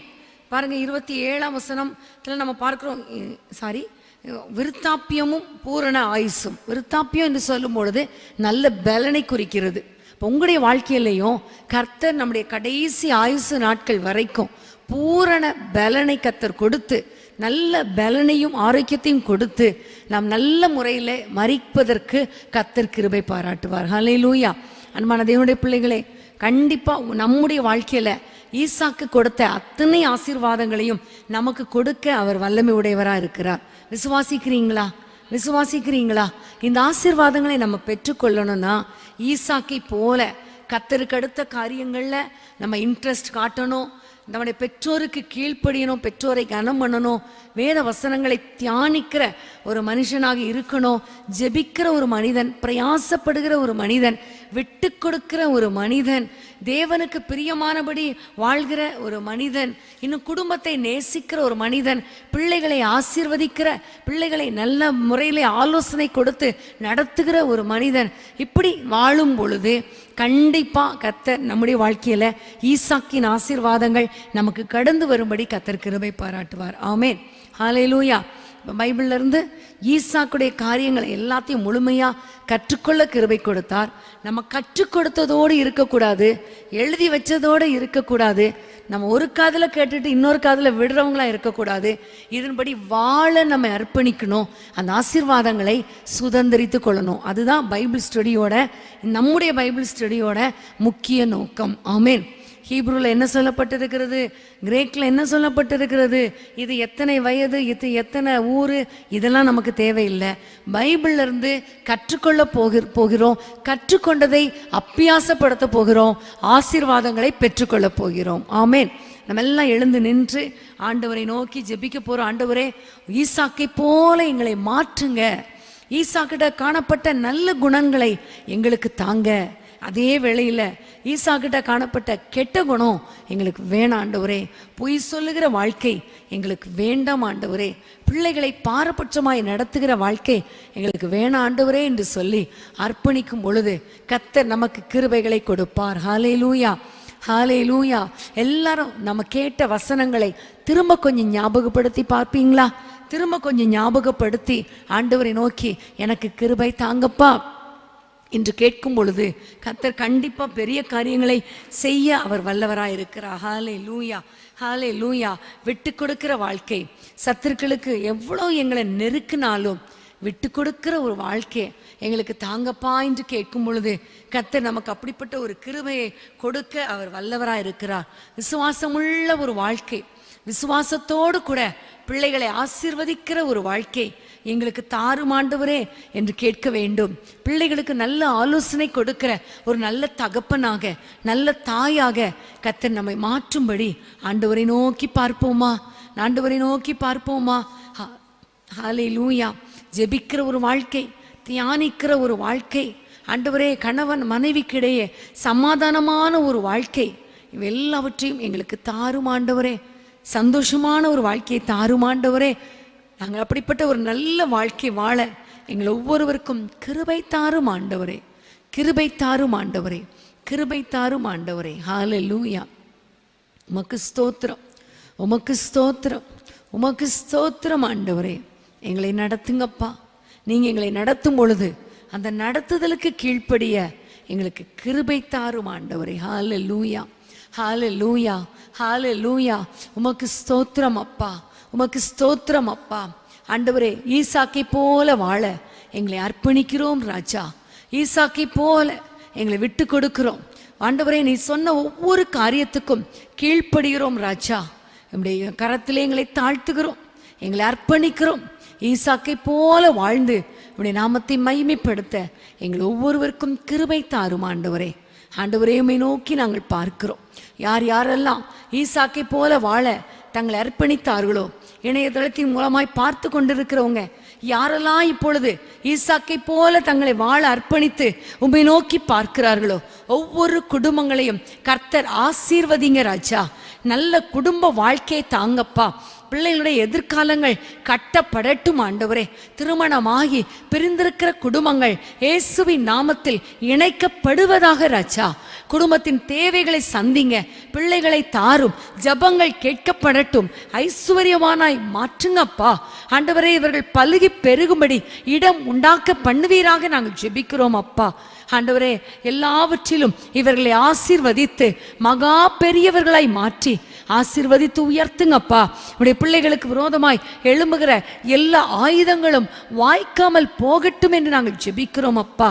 நம்முடைய பிள்ளைகள் கீழாகாமல் மேலாவர்களாக, வாளாகாமல் தலையாவர்களாக ஆண்டவரே, இவர்கள் கடன் வாங்குகிறவர்களாக அல்ல, கடன் கொடுக்கிறவர்களாக நம்முடைய பிள்ளைகளை ஆசீர்வதிக்க வேண்டும் என்று நாங்கள் ஜெபிக்கிறோம் கர்த்தாவே. தீர்க்காயுசு நாட்களை தருவீராக. நம்முடைய பிள்ளைகளுக்கு நல்ல ஆயுசு நாட்களையும் நல்ல பலனையும் கர்த்தர் கொடுக்க வேண்டும் என்று நாங்கள் ஜெபிக்கிறோம். நம்முடைய பிள்ளைகள் வாழ்க்கையில அற்புதங்களை செய்யுங்கப்பா, அதிசயங்களை செய்யுங்க ராஜா. இவர்கள் பிறருக்கு விட்டு கொடுக்கிறவர்களாக இருக்கிற அளவுக்கு நிரம்பி வழிகிற ஆசீர்வாதம் நம்முடைய பிள்ளைகளுக்கு இருக்கட்டும் என்று பலுகி பெருகட்டும் என்று நாங்கள் ஜெபிக்கிறோம் அப்பா. அப்பா, நம்முடைய பிள்ளைகளை ஆசீர்வதிங்க. நீங்க உம்முடைய பிள்ளைகளுடைய தேவனாய் இருந்து அவர்களை நடத்துங்க ராஜா. நாங்கள் வாக்குத்தத்தத்தின் பிள்ளைகளாய் இருக்கும்படி அடிமைத்தனத்தின் ஆவிகளை நீக்கி போட்டு நீர் ஆசீர்வதித்து உயர்த்த வேண்டும் என்று ஜெபிக்கிறோம் கர்த்தாவே. உம்மை நன்றியோடு நாங்கள் உம்மை ஸ்தோத்திரிக்கிறோம் ராஜா, உம்மை ஸ்தோத்திரிக்கிறோம் ஆண்டவரே. 100 மடங்கு ஆசீர்வாதம், தகப்பனுடைய ஆசீர்வாதம் எங்கள் ஒவ்வொருவருக்கும் வந்து இறங்கட்டும். பரம தகப்பனுடைய ஆசீர்வாதம் எங்கள் ஒவ்வொருவர் மேலும் வந்து இறங்கட்டும் என்று ஜெபிக்கிறோம் ஆண்டவரே. எங்களுடைய தகப்பனுடைய சுதந்திரம் ஆண்டவரே எங்களுக்கு வராமல் இருந்தால் இயேசுவின் நாமத்தில் நாங்கள் ஜெபிக்கிறோம். எங்கள் தகப்பனுடைய சுதந்திரத்தை திருட நினைக்கிற ஆவிகளை கடிந்து அப்புறப்படுத்துகிறோம். எங்களுக்கு வந்து கிடைக்கட்டும் கர்த்தாவே. முற்பிதாக்களின் ஆசீர்வாதம் எங்களுக்கு வந்து கிடைக்கட்டும் ராஜா. இயேசுவின் நாமத்தில் எங்களுக்கு கிடைப்பதாக. ஒவ்வொருவரையும் ஆசீர்வதிங்கப்பா. ஒவ்வொருவரையும் சமாதானத்தோடு காத்து கொள்ளுங்கப்பா. ஒவ்வொருவருக்கும் நல்ல சுகத்தையும் ஆரோக்கியத்தையும் கொடுங்கப்பா. நிம்மதியாய் வாழ வைங்கப்பா. அடிக்கடி வருகிற போராட்டத்தின் ஆவிகள், குழப்பத்தின் ஆவிகள், வன் கண்கள், பொறாமையின் ஆவிகள், எரிச்சலின் ஆவிகள் எல்லாவற்றையும் இயேசுவின் நாமத்தில் கடிந்து அப்புறப்படுத்துகிறோம். நம்முடைய பிள்ளைகளின் ஆசீர்வாதத்தை தூர்த்து போடுகிற ஆண்டவரை மண்ணால் நிரப்பி போடுகிற எல்லா பிசாசின் தந்திரங்கள் இயேசுவின் நாமத்தில் முறியடிக்கப்படுவதாக நாங்கள் ஜெபிக்கிறோம். ஆசீர்வதிக்கும் கரம் நம்முடைய பிள்ளைகள் மேல் நீட்டப்படுவதாக. பல மடங்கு ஆசீர்வாதம், 100 மடங்கு ஆசீர்வாதம் நம்முடைய பிள்ளைகளுக்குள் கடந்து வரட்டும் என்று ஜெபிக்கிறேன். கிருபைக்கு ஒப்பு கொடுக்கிறோம். அதிசயங்களை காணப்பண்ணும். இங்கு வந்த ஒவ்வொருவரையும், இதை பார்த்து கொண்டிருக்கிற ஒவ்வொருவரையும் ஆசீர்வதிங்கப்பா. நன்மையும் கிருபையும் தொடரட்டும். பெரிய காரியங்களை செய்யுங்க. உம்முடைய நாமத்தை மகிமைப்படுத்தும். இயேசுவின் நாமத்தில் ஜெபிக்கிறோம் பிதாவே, ஆமென். மாணவர்களே, நாளை சனிக்கிழமை மாலை 5:30 மணிக்கு வேதமே மனமகிழ்ச்சியில் நீங்கள் எங்களோடு கலந்து கொள்ள மறந்துடாதீங்க.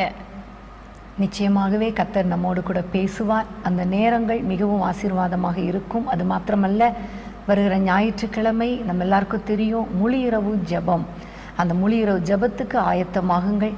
கர்த்தர் நிச்சயமாக நம்முடைய ஜெபங்களை கேட்டு நம்முடைய குடும்பங்களிலே, தேசத்திலே, சபைகளிலே ஒரு பெரிய எழுப்புதலை கட்டளையிடுவார்.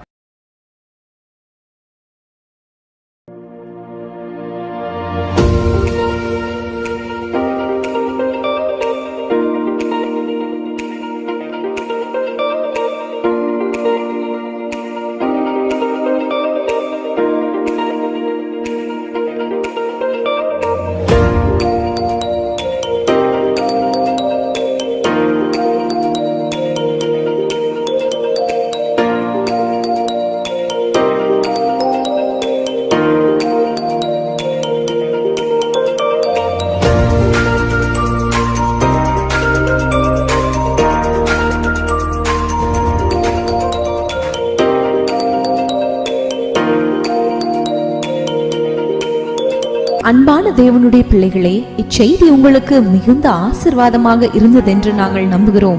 தொடர்ந்து எங்கள் செய்திகளை கேட்டு கர்த்தருக்குள் ஆசிர்வதிக்கப்பட ஜீசஸ் மீட்ஸ் மினிஸ்ட்ரீஸ் என்கிற எங்கள் யூடியூப் சேனலை சப்ஸ்கிரைப் செய்யுங்கள்.